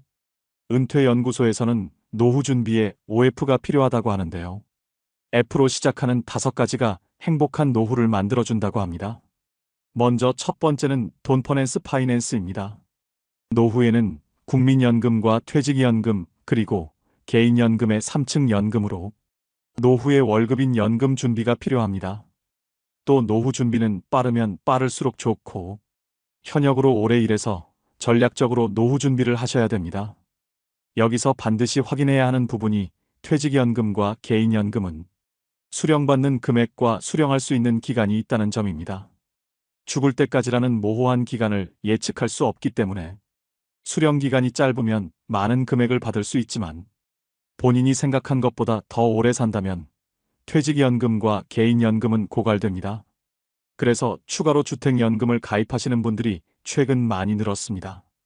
100세 시대에 늙는 것도 서러운데 금전적인 문제까지 늙어서 해결해야 한다면 더 서글퍼지지 않을까 생각합니다. 노후에는 집 한 채보다는 현금 흐름이 나오는 연금이 중요해서 3층 연금으로 노후의 월급인 연금을 반드시 준비하셔야 됩니다. 두 번째는 건강 피트니스입니다. 건강하게 신체 나이를 줄여주는 가장 확실한 방법이 바로 마음 습관입니다. 즉 스트레스 관리법인데요. 웃으면 복이 와요. 가 아닙니다. 웃으면 건강해집니다. 돈으로는 살 수 없지만 인체에서 특정 조건에서 생성되는 강력한 암치료제가 바로 엔돌핀, 세로토닌과 도파민입니다. 나이 들수록 많이 웃고 사셔야 됩니다. 그리고 나이가 들면 찾아오는 고질병이 있습니다. 고혈압, 고지혈, 당뇨인데요. 히포크라테스가 말하길 음식으로 고치지 못하는 병은 약으로도 고치지 못한다 는 말이 있습니다. 약에 의존하기보다는 같은 값이라면 저염식, 건강식으로 균형 잡힌 규칙적인 식사가 더 도움이 됩니다. 또 가까운 거리는 걸어 다니시고 대중교통을 애용하는 습관이 오래 사는 지름길입니다. 돈, 배우자, 그리고 좋은 친구가 있다 하더라도 건강이 없다면 모든 것을 잃어버린다는 걸 명심하셔야 됩니다. 세 번째는 소일거리 필드입니다. 소득을 올리는 일거리뿐 아니라 은퇴 후 남는 시간을 보람차면서도 재미있게 보낼 수 있는 소일거리를 의미하는데요. 100세 시대인 만큼 은퇴 후 3040년을 어떻게 보낼 건지 은퇴 전에 미리 준비하고 노후에는 자신이 감당할 수 있는 비용도 고려하면서 취미를 만드는 게 좋습니다. 직장 다닐 때는 직장이 필드겠지만 은퇴한 후의 필드는 달라집니다. 파크골프나 글쓰기, 그림 그리기 같은 취미 활동이나 봉사 활동 등으로 바뀌는데요. 이때 다시 한번 강조드리는 점은 꼭 소득을 얻기 위한 일자리가 아니더라도 내 시간을 의미 있게 보낼 수 있는 소일거리를 찾아야 노후에 많은 시간을 알차게 보내실 수 있습니다. 네 번째는 친구 프렌즈입니다. 돈 있고 할 일이 있어도 친구가 없으면 재미없는 삶이 될 수밖에 없습니다. 노년기에는 가족과 친구, 지역사회와의 관계를 유지하는 것이 정서적 안정과 삶의 만족도에 중요합니다. 정기적인 사회적 활동은 고립감을 줄이고 행복감을 증진시키는데요. 봉사활동이나 동아리 활동 그리고 종교 모임 등에 참여하면 새로운 사람들을 만나고 의미 있는 활동에 참여하실 수 있습니다. 노년이 되면 마음이 경직되게 마련입니다. 이럴 때 마음이 젊고 신세대처럼 행동하는 친구와 어울리시는 걸 추천드립니다. 5번째는 재미펀펀입니다. 돈도 소일거리도 어느 정도 있고 사랑하는 배우자와 자녀, 그리고 좋아하는 친구들이 있다면 부러울 게 없습니다. 인생이 재미있고 즐거울 것입니다. 열심히 일한 당신, 떠나라. 이 말보다 더 좋은 말이 어디 있을까요? 어떻게 하면 노후에 재밌는 시간을 보낼 것인지를 연구하고 실행하셔야 됩니다.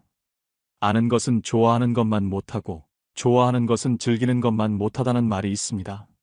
무엇이 그리 바쁘답시고 재미있는 영화 한 편 못 보는 인생을 과연 재미있는 인생이라고 할 수 있을까요? 재미없는 인생은 재미없는 영화 이상으로 지루하기만 할 것입니다. 90세, 100세까지 살아야 하는 인생을 재미있는 인생으로 만드는 것은 바로 나 자신입니다.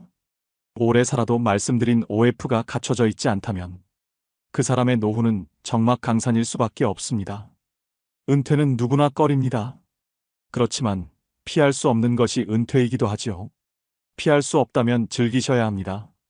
기왕이면 은퇴 후 30년, 40년을 잘 보낼 수 있도록 노후의 5박자, 즉 OF를 잘 준비하시길 바랍니다. 제가 은혜 신학교 다닐 때 하루에 보통 성호를 한 70번 정도 긋는다고 말씀드렸죠. 제가 그 강의 끝나고 저도 반성했어요. 나도 먹을 때는 성호 긋는데 안 먹고는, 먹고 끝나고 난 다음에 안 글 때도 많았어, 나도. 근데 요즘 제가 생활이 변했어요. 어떻게 변했느냐면은 하여튼 먹을 때마다 성호를 긋는 거예요. 복분자, 요즘 복분자 나오잖아요. 우린 복분자 또 이것도 갈아서 먹거든요. 복분자 먹을 때도 성호 긋고, 오디 먹을 때도 성호 긋고, 하여튼, 그런데요, 제가, 요즘 뭐를 느꼈느냐면 성호를 하루 종일 그니까 뭐가 있느냐면 내 삶이 조금씩 거룩해지는 걸 느껴요. 그래서 여러분들도 아무 때나 그세요. 아무 때나. 예? 그러니까 일어나서부터 계속 긋는 거야. 드립다 그냥. 드립다 그니까 내가 조금 생활이요. 조금 거룩해지더라고요. 그래서 정말로 성호를 긋는 거는 우리한테 참 중요한 것 같아요. 자, 자식들을 교육할 때 돈이 세상에서 최고라고 가르치지 말고 정직하게 돈 벌어서 그 돈으로 어려운 이웃을 돌보라는 이런 가르침을 가르치는 것이 여러분들 훌륭하게 자식들을 가르치는 거예요. 지금 전 세계 기준으로 볼 때 극심한 가난에 시달리는 사람을 하루에 1달러 이하로 사는 사람을 극심한 가난에 시달리는 사람이라고 그럽니다. 그 다음에 하루 2달러로 사는 사람들은 보통 가난한 사람들이라 그래요. 하루에 2,000원 가지고 사는 사람들을 3달러 이상 가지고 사는 사람들은 가난한 사람이라고 하지 않는데요. 그럼 3달러 이상이면 3,000원 이상이면은 가난하지 않은 거예요. 그러니까 한 달에 90달러. 그러니까 우리나라 돈으로 10만 원 정도만 한 달을 가지고 있으면 가난하지 않다는 거예요. 근데 여러분들 우리나라는 지금 어떻게 살죠? 우리나라 최저 생계비가 57만 원이에요.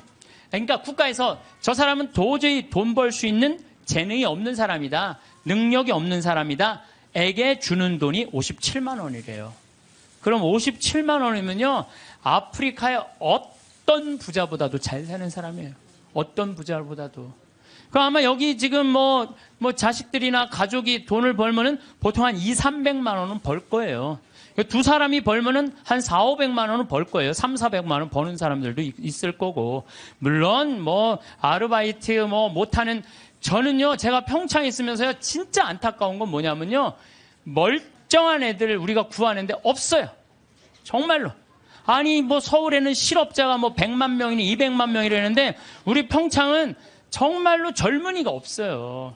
그래서 젊은이가 하나만 이력서만 넣으면요, 웬만하면 다 뽑아요. 웬만하면. 근데 그냥 이력서 넣는 사람이 50, 60살, 우리 집은 50, 60은 일을 못해요. 이게 일이 너무 힘들기 때문에. 근데 그냥 오겠다는 사람은 5, 60 이상한, 그냥 뼈가 안 좋고 허리가 안 좋고 이런 사람, 멀쩡한 젊은이들은 일을 안 하고. 참 그게 너무너무 안타까워요. 대한민국 사람들이요, 불행한 이유는 바로 돈 욕심 때문에 불행해요. 기도하는 거 보면은 자신의 욕심 충족하기 위해서 물질 축복 비는 사람들 많아요.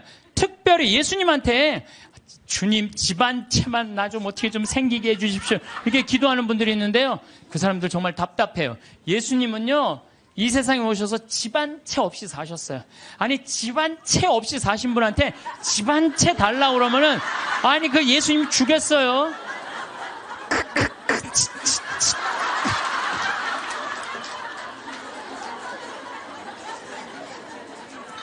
예수님께 기도 열심히 청하면 물질의 축복을 받는다는 이야기는 믿음을 가장한 도박이고 강탈이에요. 여러분들 어떻게 믿을 때 돈 축복 달라고 그래요? 여러분들 돈 때문에 믿는 거예요? 여러분들 뭐 때문에 믿는 거예요? 하늘나라 때문에 믿는 거 아니에요? 그러면 하늘나라를 먼저 구해야지. 내가 굴기도 열심히 하면 집 한 채. 아니, 어디 빌대를 대고 빌어야지. 집 한 채 없는 분한테. 저기 뭐야. 집 달라고 그러면 돼요. 예수님에게 기도할 내용은 하느님 나라와 그의 정의이지 집이 아니라는 거죠. 재물 축복은 성서에도 이렇게 표현합니다. 잠언 10장 4절을 보면 게으른 손바닥은 가난을 지어내고 부지런한 이의 손은 부를 가져온다. 얼마 전에 판교 신도시 거기 로또라고 그랬잖아요. 그럼 내가 한 2억에 이제 아파트를 사뒀단 말이에요. 2억짜리를 사두고 10억 뛰게 바라는 사람들 많아요. 그렇죠? 1 더하기 1은 2인데 1 더하기 1은 10이라고 생각하는 거야. 근데 안 뛰었어. 지금 부동산 경기가 엉망이잖아요. 안 뛰었는데 나 2억 주고 샀는데 10억 되길 바라는 마음으로 샀는데 8억이 안 뛴 거 아니에요. 이 사람이 이 생각을 하는 거 8억을 손해봤다고 생각을 하는 거예요. 8억을 손해봤다고 생각하니까 억울해 안 억울해? 억울한 거야. 근데 문제는 뭐냐면 그 2억을 여기저기 돈을 끌어다가 산 거야. 그럼 이 사람 망해요 안 망해요? 그래서 욕심이 망하는 거예요. 또 청와대 판검사들을 청와대가 판검사들이 보호하는 로얄 패밀리 클럽이라고 써있어서 2천억을 떼어먹은 사람도 있어요. 말도 안 되는 거에 사기당하는 건 다 여러분들은 뭐 때문에 그래요? 욕심 때문에. 그 욕심이 나를 끌고 들어가는 거예요. 그러니까 제발 1 더하기 1은 2지 1 더하기 1은 100이 아니에요. 무슨 돈이 뻥튀기 과자에 넣어놓으면 뻥 하고 터져갖고 그냥 막 엄청나게 요 뻥튀기 과자에 쌀 요만큼 넣잖아요. 나 뻥튀기 평창에서 뻥튀기 기계도 하거든요. 애들 오면은 그 요만한 쌀을 뻥튀기 기계에 넣어요. 그래갖고 막 1시간 정도 열을 가하면 뻥 하면 엄청나게 커지잖아요. 돈이 그렇게 되는데 돈은 절대 그렇지 않아요. 하나하나 쌓이는 거죠. 여러분들 내가 정말 똑똑하진 않지만 내가 똑똑하지 않은 머리로 생각을 해봤어요. 여러분들 왜 사기를 당하느냐. 나라 경제가 3% 성장한다면요. 은행 이자는 3% 넘기가 힘들어요. 정기 적금을 넣어야 3.9%예요. 오늘 아침에 내가 라디오에서 들었어요. 정기 적금을 넣어야 3.9%예요. 그러면 그걸 3.9% 넣어봤자 1억 넣어봐야 30만 원, 40만 원 나오는 거야. 300만 원, 400만 원 나오는 거. 1억 넣어야 한 달에 30만 원 나오는 거. 1억 넣어야. 그러니까 이 돈 갖고 뭘 해? 근데 어떤 사람이 살살살살 꼬셔요. 여기 펀드에 넣으면은 이게 한 20% 이익이 나와. 이게 너만 알아. 너만. 내가 아무한테도 안 알려주는 거야. 내가 너만 알고 있어. 이거 여기다 넣으면 20%. 1억에 20% 2천만 원이란 말이야. 그럼 한 달에 200만 원씩이면은 어때요? 할만하죠? 그래서 사기를 당하는 거예요. 그래서 국가 경제가 3% 성장이면요, 이자는 3% 넣기가 어려워요. 근데 만약에 15%, 20% 얻을 수 있다라고 말하고 다가오는 사람은요, 100% 사기꾼이라고 생각하면 돼요. 3% 이자에 3.5% 이거는 돼요. 근데 내가 20%까지 불려줄게. 100% 사기꾼이라고 생각하면 돼. 그런데 이렇게 듣고도 오늘 나가서 여기 말이야, 너만 알아, 너만 알아. 예. 그래? 넘어가는 거죠. 노름, 경마, 강원랜드 도박만 하지 않았어도요, 자녀들과 여행도 다니고 좋은 일도 하고 부부가 함께 여행하고 부모님한테 용돈 드리고 여유롭게 살 사람들 많아요. 근데 저 지금 경마장, 무슨 경정장, 무슨 전부 다 이 사람들 영혼 망가뜨리는 거예요. 정말 여러분들 그런 거 재미로 가다가 인생 망치는 거예요. 재미로 가다가. 예. 그 귀중한 돈 제대로 한번 써보지도 못하고 공중에 날리는 사람들 많습니다. 아니 200억 있으면 뭐하러 강원랜드 갖고 그걸 그냥 날려요. 200억 가지고 고아원도 짓고 어려운 사람 장학재단도 설립하고 버려진 독거 노인들도 돌봤어요. 거기만 쭉 일주일에 돌아다녀도 그렇게 해도요. 인생 의미도 찾고 행복하고 삶의 보람도 느낄 거야. 200억을 날리고 나면 그러니까 거기서 뛰어 죽는 사람 1년에 50명 60명이 뛰어 죽는다는 거예요. 사기당하는 분들 다 이유가 있어요. 하루아침에 벼락부자시고 좀 욕심 가지고 있는 사람들, 지금 버는 수입보다 더 큰 수입을 벌 수 있다는 말에 현혹될 때, 그래서 전 대박이라는 단어를 싫어해요. 대박이 어디 있어요, 대박이. 그달 벌어서 내가 500만 원, 300만 원 벌으면 그중에 50만 원, 60만 원 저금해서 한 5년, 10년 해갖고 1억, 2억 맞추고 집 한 채 사고 그 집 사고 또 한 10년 열심히 일해갖고 한 3, 4억 해갖고 퇴직할 때 한 4억, 5억 정도 지니고 그리고 그거 가지고 늙을 때까지 살아가는 거죠.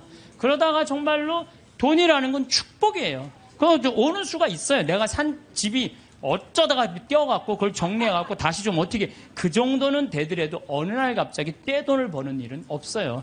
또 떼돈을 번다고 여러분들 행복하지도 않아요. 내가 전 시간에도 말했지만 떼돈을 벌면요 이 사람들 떼같이 몰려. 떼같이 몰려갖고 돈 꿔달라.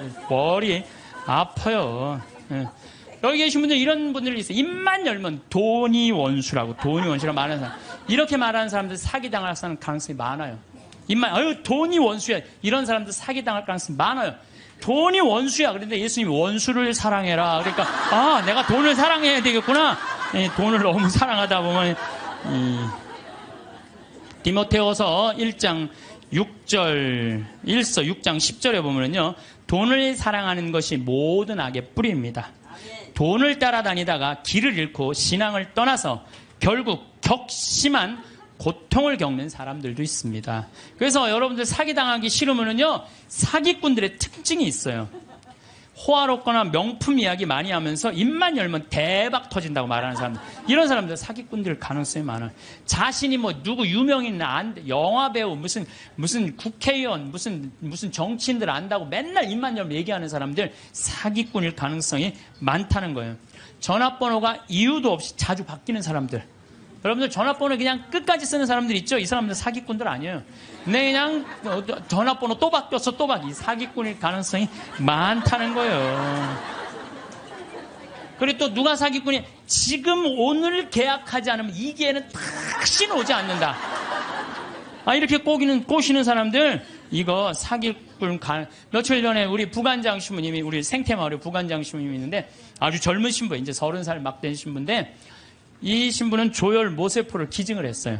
조혈 모세포를 기증해갖고 작년에 어떤 아가씨가 맞는 아가씨가 있대. 이게 20만 분의 1의 확률이라는데 맞는 아가씨가 갖고 작년에 기증을 했어요. 근데 이 아가씨가 또 좀 안 좋았나 봐. 그래서 얼마 전에 가서 그걸 기증을 했어요. 또 기증을 하고 이제 평창이니까 무슨 빈센트 병원에 가서 기증을 했는데 이제 이게 내가 그 골수가 찼는지 안 찼는지 확인을 해야 되는데 평창에서 수원까지 나가기 좀 그렇잖아요. 그래서 근처 의료원에서 할 수 있대. 그래서 평창 의료원에 가갖고 화보니까 골수가 다 찼다고. 근데 차 갖고 이제 나오는데 딱 트럭에서 한 사람이 딱 나오더니 저 손님 내가 홍삼을 이게 배달을 왔는데 이게 한 2박스가 남아갖고 이걸 싣고 가도 어차피 이거 버릴 거니까 이거 손님 좀 사라고 그러더래요. 그래서 황 신부가 나한테 신부님 사기꾼이야, 사기꾼.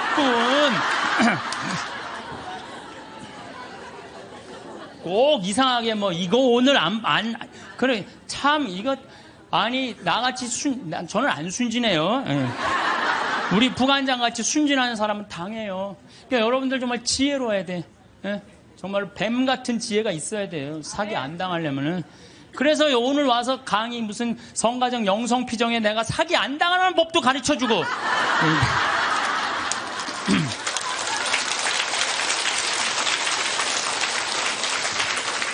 특별히 제가 부탁하고 싶은 게 있어요. 교우들끼리 돈거래하지 마세요.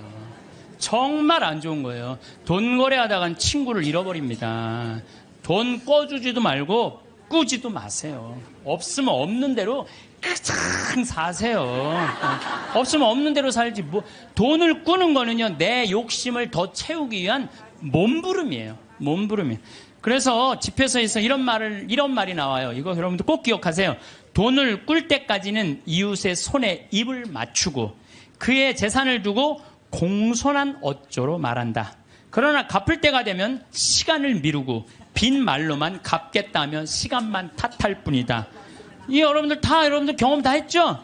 그러니까 꿔주지도 말고 꾸지도 마세요. 그런데 꿔줘야 되는 건 있어요. 누구 병원비가 없다. 내가 친척 중에 학비가 없다. 이거는 꿔준다기보다도 그냥 줘요. 네, 꿔준다기보다도 주세요. 병원비나 학비, 난 내가 강의할 때 핸드폰 울려도 한 번도 신경질을 부린 적이 없어, 나는. 병원비나 학비 같은 경우는 저는 그렇게 생각해요. 그냥, 가난한 사람도 도와주는데 내 형제 친척 중에 아프고, 학비가 없다는데 그거는 차라리 꿔준다는 말보다 그냥 주세요. 그거 외에는 꿔주지도 말고 꾸지도 마세요. 돈이라는 거는요, 돈이 거짓말 하는데 한다고 말하잖아요. 돈은 거짓말 안 해요. 욕심 부리지 않고 성실하게 일하면 돈은 언제든지 벌어집니다. 한순간에 떼돈 벌고 싶은 도둑놈 심보를 가진 사람들이 돈 때문에 자기도 고통스럽고 남도 고통스럽게 하는 거. 그래서 보면 어떤 집에 보면요, 이 도박하는 사람들 보면요, 형제, 친척 모든 돈 다 끌고 들어가는 사람들이 있어요. 중리사니 그러면서 거짓말 하면서. 이런 사람들은요, 진짜 정말로 이 사회에서 분리시켜갖고 어디 모아놔야 돼요. 그래서 노동, 우리 생태마을에 그런 사람들 그냥 싹 모아갖고 돈도 안 주고 그냥 일 시키면은 그게 돈 버는 건데. 여러분들 이제는 돈 버는 시대는 끝났어요. 이게 무슨 얘기냐면은 30년 전에는 돈이 없어서 굶었고 돈이 없어서 학교 다니지 못했지만 지금은 그런 시대는 아니에요. 이제는 돈 버는 법을 배우는 시대가 아니라 돈 쓰는 법을 배워야 돼요. 어떻게 쓰면 잘 쓰느냐. 돈이 쌓이면 죄가 되게 돼 있어요. 제가 신학교 때 1학년 때 신학교 딱 들어가니까 우리 선배님들이 맨날 뭐 배고파서 굶었다, 뭐 너무너무 힘들었다. 그런데 신학교 딱 들어가니까 밥 딱 3끼 주는 거예요. 그거 외에는 간식이 없는 거예요. 간식이. 그게 20살 때 얼마나 이 혈기가 넘쳐요. 근데 막 3끼, 아무리 많이 먹어도 밤 되면 배고프잖아요. 그냥 어떨 때 그냥 물 먹고 배고프니까. 그러고도 있는데, 외출할 때 되니까 배고플 거 생각하고 식빵을 사요.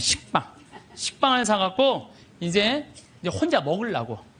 혼자 먹으려고. 근데 식빵을 이렇게 놔도 이제 어떻게 20줄을 다 먹어요. 한 4줄 먹으면 배부르잖아요. 그럼 이제 다음에 먹으려고 놔두면 이놈들이 얼마나 코가 빠른지 그 식빵 있는 걸 너무너무 잘하는 거예요. 그러고 식빵을 보면 다 훔쳐먹고 없는 거예요. 그래서 내가 식빵을 사면은 내가 이 식빵을 뺏기지 않으려고 어떻게 해요? 그냥 저기 침대 맨 안쪽에 침대 밑에 옷장이 있었거든요. 그 맨 끝에 이제 몰아 넣는 거죠. 그래서 내가 이제 난 신학교 때 깐또레스를 했어요. 매 미사마다 노래하는 그 깐또레스를 했으니까 맨날 그거 연습하느냐고 여기 뛰어다니고 저기 뛰어다니고 보면 한 3일 정도 뛰어다니면은 빵 놓은 걸 까먹어요. 빵 놓은 걸. 그래갖고, 나 빵 먹어야지, 빵! 그래갖고 딱 보면은 그게 곰팡이가 썰어져요. 곰팡이가. 그래 몇 번을 곰팡이 쓰는 거를 보고 내가 세미나를 그때 이제 갔는데 굉장히 큰 세미나였어요. 근데 거기에 이제 불교, 개신교, 천주교, 유교 다 모여서 그런 얘기를 하는 거예요. 종교의 모든 거는 나눈다. 보면은 불교는 절하고 난 다음에 음복한다 그러잖아요. 다 나눠 먹잖아요. 그렇죠? 불교는 공양 드리고 뭐라 그래? 공양한다 그래. 나눠 먹는. 그걸 공양한다 그래. 나눠 먹는 거 공양한다 그래. 하다못해 무당도 굿하면 굿덕을 돌린다. 무당으로 굿덕을 돈다. 우리는 성체 나눠 먹는 거다. 나눠 먹는 거. 쌓아놓으면 썩는다. 쌓아놓으면. 제가 그 얘기를 듣고 딱 내 모습이 생각나다. 그 식빵 혼자 먹겠다고 깊숙한 걸 쌓아놨던 내 자신이 그것도 맨날 성체화하는 내가 너무 창피하더라고요. 그래서 식빵을 사갖고 들어오면 그 다음부터는 다 불러요. 친구들. 내 친구들. 야 일로 와봐. 내 식빵 사와. 다 나눠 먹었어요. 나눠 먹으니까 뭐가 좋으냐면 곰팡이 썰어서 버리는 게 없는 거예요. 나도 못 먹고 너도 못 먹잖아요. 그렇잖아요. 그러니까 걔네들도 이제 외출해갖고 사갖고 오면은 나한테 얻어먹었으니까 어떻게 해? 풀러다가 또 나눠 먹고. 그러니까 한 2학기 되니까 늘 배불리 먹더라고요. 특히 교회 안에 돈이 쌓이면 그 돈은 서로 뜯어먹으려고 모략과 모함이 난무합니다. 교회는요, 돈이 생기는 대로 쌓아두지 말고 나눠야 돼, 나눠야 돼. 제가 정말 생태마을 한 10년 동안 빚에 허덕이다가 이제는 농산물도 잘 팔리고 피정도 많이 오고 해서 이젠 정말 편안해졌어요. 근데 저는 제 신념이 뭐냐면은 그 달에 번 건 그 달에 다 쓰자. 이게 내 신념이에요. 그래서 제가 막 이 강의 때 여러분들 돈 있으면 여행 다니라고 그러잖아요. 내가 여러 차례 얘기했지만 올해 2월 달에 처음으로 우리가 빚이 없었어요. 그래갖고 우리 직원들이 10년, 나하고 일하는 직원들 10년, 15년 동안 정말 힘들게 일해왔거든요. 그래서 내가 직원들한테 그랬어요. 야, 우리 이제 오래간만에 수익이 났으니 이거 가지고 성주순례 가자. 그래갖고 아시시, 그 다음에 무슨 뭐 베드로, 그 다음 반내, 전부 다.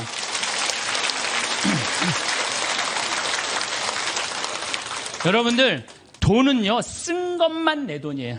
쓴 것만 내 돈. 여기 계신 분들 재산이 100억 있어. 근데 하나도 안 썼어. 그분은요, 거지예요, 거지. 하나도 안 썼으면. 근데 재산이 100억 있어. 근데 그 100억을 가지고 여행도 다니고 맛있는 것도 먹으러 다니고 또 가난한 사람도 도와주고 어려운 아프리카, 우리 잠비아도 1,000만 원 기증하고 이 쓴 것만 내 돈이에요. 쓴 것만. 내가 본당 신부할 때도 정말로 부자들 많았어요. 근데 그 부자들 한 푼도 안 써. 그러면은 어떻게 이렇게 없어 보이는지. 없어 보여요. 한 푼도 안 쓰는 부자는요, 없어 보여요. 근데 정말로 부자면서도 때 따라 철 따라 시모님 이거 필요하실 때 쓰세요. 이거 어려운데 도와주세요. 시모님 이번에 사업. 그 사람들은요, 정말 있어 보이더라고요. 있어 보여요. 돈은 우리 인생을 행복하게 해주는 도구지 목적이 아니에요. 우리나라에 1971년 3월 11일 날 76세로 세상을 떠난 유일양행의 설립자인 유일한 박사님은요, 모든 재산을 공익단체 다 기부했어요. 그리고 주식조차도 직원들한테 다 나눠줬어요. 다 나눠줬어요. 정말로 멋있는 분이죠. 정말로 기업가의 모습을 보여준 거예요. 또 그 딸도 미국에 가서 전 재산 떠나면서 세상에 다 기부하고 세상 떠났어. 딸도. 아버지가 그러니까 딸도 그러는 거예요. 아버지가 그러니까. 카네기도 전 재산 기부했고 2,500곳에 도서관을 줘줬어요. 카네기. 그리고 워렌 버핏, 빌 게이츠, 걔네들 둘이 낸 게 1,000억 달러예요. 1,000억 달러. 둘이 낸 게.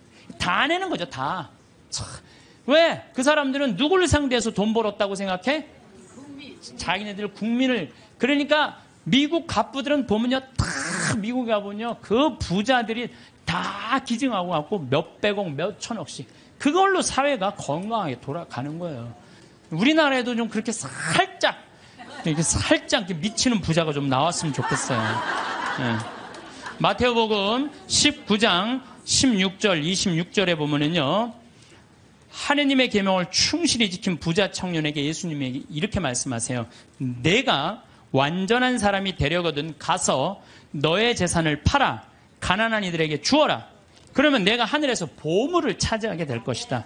그리고 와서 나를 따라라. 그러나 그 젊은이는 슬퍼하면서 떠났어요. 왜? 재물이 많았기 때문이에요. 여러분들, 그 부자 청년은요, 계명도 굉장히 중요하게 여긴 청년이에요. 근데 재물이 많았는데 이 청년은 재물하고 자기를 똑같다고 생각해요. 재물하고 자기를. 이 사람은 재물을 파는 건 뭐를 파는 거야? 자기를 파는 거야. 이게 참 문제예요. 여러분들 재물이 없으면 여러분들도 사라진다고 생각하는 분들 여기 혹시 계시면은 그럼 불행한 사람이에요. 재물이 없어도 상관없어요. 아니 지금 이 세상에 재물 없이 사는 사람들 얼마나 많아요. 그 행복한 사람들 얼마나 많아요. 우리 수녀님들, 우리 신부들은 그래도 좀 나아요. 우리 수녀님들 재물이 있어요, 없어요? 그 수녀님들은 어디 버스 타고 가는데도 돈 받아갖고 해요. 그래도 행복한 수녀님들 많아요. 돈이 우리 존재가 돈하고 똑같아서는 안 돼요. 돈이 많으면 존재가 충만하고 돈이 없으면 존재가 없는 거. 이 병을 우리가 고쳐야 돼. 그래서 그 젊은이는 재물과 존재를 같이 여겼기 때문에 재물을 팔 수 없었던 거죠. 5,000명을 먹인 기적 이야기 가운데 누가 가장 행복했을까요? 5,000명을 먹인 예수님이 행복했을까요? 물고기 2마리 빵 5개 기증한 소년이 행복했을까요? 아니에요. 제일 행복한 사람은요, 그 5천 명한테 나눠준 제자들이에요. 신나지 않았겠어요? 여러분들 한번 생각해봐. 내가 여러분들한테 돈을 한 10억 정도 들어갖고 한 1,000만 원씩 줬어, 여러분들한테. 그래갖고 여러분들 좀 어려운 데 가서 도와주세요. 그래갖고 내가 한 1,000만 원짜리 10개를 가지고 여러분들이 10명이 쫙 나가서 도와줄 때 여러분들 신날 것 같아, 안 신날 것 같아? 내 돈도 아닌데. 내 돈도 아닌데 나눠주는 게, 가난한 이웃한테 나눠주는 게 얼마나 좋아요.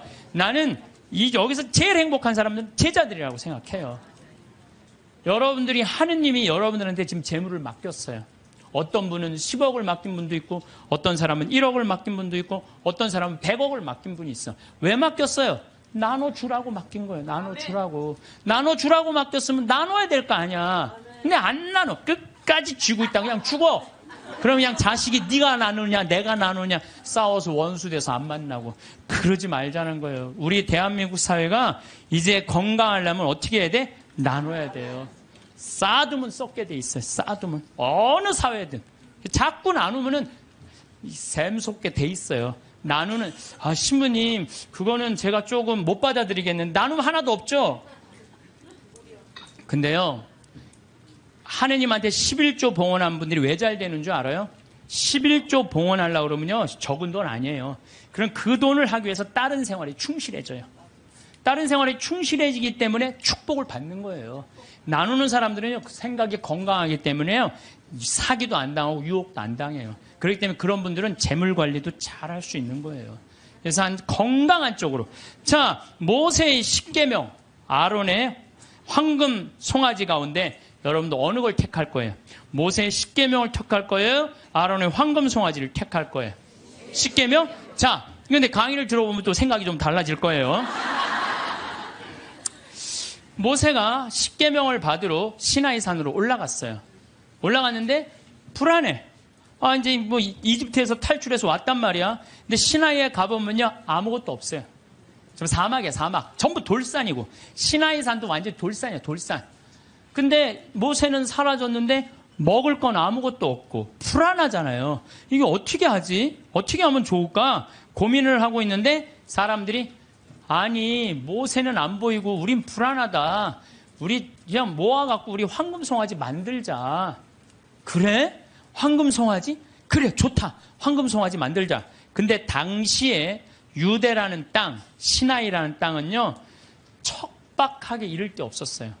그 척박한 땅을 가르려면 누가 있어야 돼? 소가 있어야 돼요. 소가 없으면 농사 못 져요. 소가 없으면. 소가 쟁기로 이랑과 고랑을 만들어줘야 돼요. 그래서 이랑이 높아야 돼. 이랑이 높아야지 씨를 이렇게 넣으면은 그 씨들이 바람에 잘하고, 고랑이 있어야지 물도 잘 빠지고.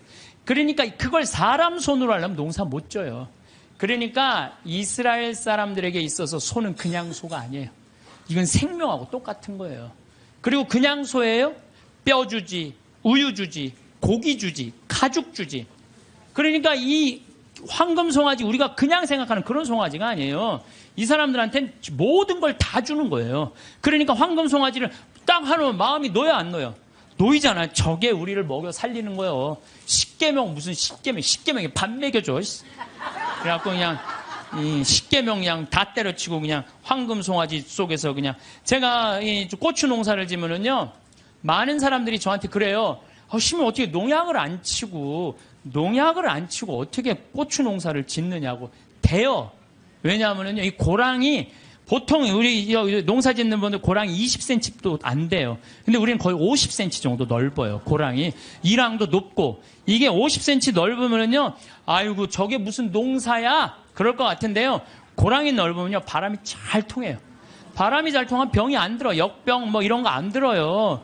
그런데 보면은 바닥바닥해. 그러니까 처음에 우리 도돈리, 응암리 주민들이, 신부님, 그렇게 해서 농사를 어떻게 짓느냐고. 근데 놀라운 거는요, 이 고추가 열릴 때 보면요, 이 대가 견디질 못해요. 너무 많이 열려갖고. 그래서 제가 그걸 보면서 농사도 욕심 부리면 안 돼요. 그리고 내가 정말 놀라운 거는 감 있잖아요, 감이요, 5월달만 되면은요, 이렇게 자라다가요, 그 애를 다 조절을 자기네들 느껴요. 그래갖고 올해는 좀 많이 괜찮을 것 같다 그러면, 그런데 올해는 좀 날이 좀 현찮을 것 같다. 감이 다 알아요. 그래갖고 다 떨어뜨려요. 보면은 5월달에 가면 감 조그만 거 다 떨어져 있어요. 감 하시는 분들 아시죠? 그 왜냐면 자기가 조절하는 거야. 그러면은 감이 아주 튼실하게 열리는 거야. 아니, 우리 지금 토마토 하고 있지만 토마토 이거 꽃을 안 따주잖아요? 조그맣게 열리고 커지지는 않아요. 그러니까 뭔가 포기를 해야 돼요. 포기를 해야 돼. 그러니까 이랑 고랑. 어쨌든 이 사람들은 그 이랑과 고랑을 만들어주는 누가 고마워? 황금 송아지가 고마운 거예요.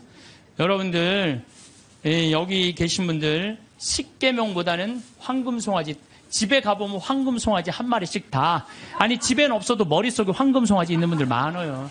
근데요, 계명을 택할 것이냐 황금 송아지를 택할 것이냐, 이건 여러분들 잘 생각해야 돼요. 황금 송아지는 세상이에요. 계명은 하느님이고, 내가 뭘 붙잡고 살 것이냐. 하느님 붙잡고 산다고 돈 축복 안 받는 거 아니야. 제가 말씀드렸지만 정말로 하느님 뜻대로 살아가면 이 사람들 재물 쌓여요. 이 사람이 사기를 당하겠어요? 엄한 짓을 하겠어요? 성실하게 살면 돈 쌓여요.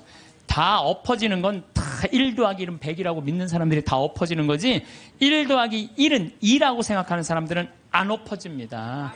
예, 망하지 않아요. 예.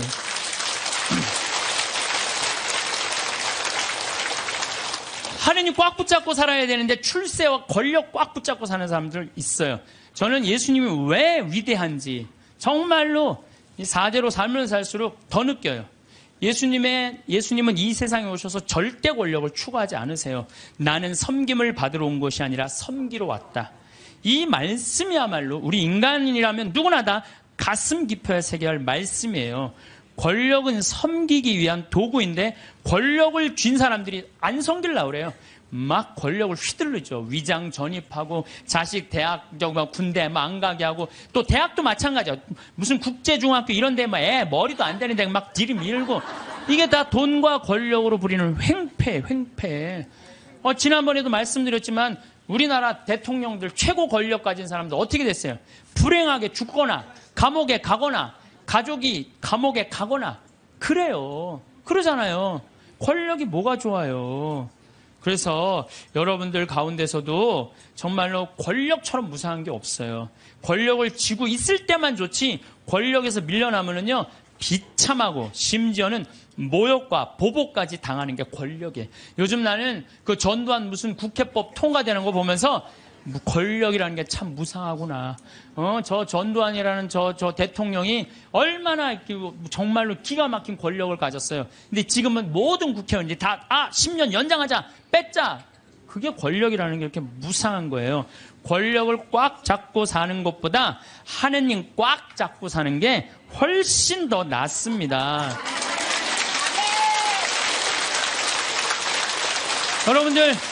여러분들 이 생각을 해봐요. 하느님 아버지처럼 대단한 권력 가진 사람이 어디 있어요? 그렇죠? 그 아버지 꽉 잡고 가슴에 하늘나라 여권 있으면 됐지. 뭘 더 욕심을 펴요. 밥 새끼 얻어먹으면 됐지. 예. 여러분들 고통스러운 거는 왜 내가 나한테 돈이 없을까? 내가 돈이 있으면 정말로 멋지게 살아볼 텐데 돈 없어도요 멋지게 살아요. 마음이 건강하고 생각이 바른 사람은요 돈 없어도 건강에 살아요. 근데 이 정신이 썩은 사람은요 100억을 갖다 줘, 1000억을 갖다 줘, 다 소용없어요. 다 소용없어요. 그래서 뭐가 우리 마음 안에는 하느님의 계명이 있어야지 황금 송아지가 있으면 안 돼요. 그래서 오늘 여러분들 마음 안에 혹시 내가 지금 나를 괴롭히는 건 뭐 때문이야?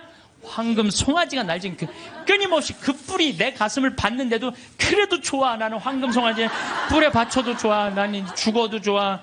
예, 그러시지 마시기를 정말로 바라겠습니다. 저는 나중에 하느님 앞에 갔을 때 너 어떻게 살아왔느냐? 저 대통령인데요. 너 어떻게 살아왔는데? 나 신부였는데 너 어떻게 살아왔는데? 나 장관이었는데요. 너 어떻게 살았는데? 나 구역장이었는데 너 어떻게 살아왔느냐? 뭐 어떻게 살아요? 너 어떻게 살아왔는데? 저는요 하느님 장관도 아니고 대통령도 아니고 신부도 아니었는데요. 가난하고 헐벗고 불쌍하고 감옥에 갇히고 병들고 목마른 사람들한테 물 한 잔 나눠주려고 노력을 하고 살았어요. 너 하늘나라. 베드로 성인이 너 하늘나라. 저는 장관인데요. 전 대통령인데요. 전 신부인데요. 계속 시험에 계속 떨어지는 거예요. 마태오복음 25장만 읽어보면요. 우리가 하늘나라를 어떻게 통과하는지 너무너무 잘 써 있어요. 그래서 여러분들 마지막 날 하늘나라 여행 떠날 때 쫙 여권 내놓고 이 은행 통장 잔고 어떤 잔고가 필요해? 어렵고 가난하고 불쌍한 사람한테 도와준 잔고를 하나님한테 내놓으시기를 바라겠습니다. 은퇴 후 절대 하지 말아야 하는 첫 번째는 잘 모르는 분야에 절대 투자하지 않기입니다. 아침부터 저녁까지 밤낮 없이 회사에 매여 살다가 갑자기 아침에 갈 곳도 없고 집에 있자니 가족들 눈치도 보이고 무언가를 해야겠다는 생각이 점점 더 사람을 조급하게 만드는데요. 그래서 이 사람 저 사람 만나다가 안 해본 것에 투자하게 됩니다. 은퇴 이후 절대 하지 말아야 할 것 중 첫 번째가 살면서 한 번도 해보지 않은 것에 돈을 투자하는 것입니다. 지금 세상이 너나 할 거 없이 먹고 살기 힘든 세상입니다. 그렇다 보니 어르신들같이 순진한 퇴직자들의 은퇴 자금과 퇴직금을 노리는 사기꾼들이 천지입니다.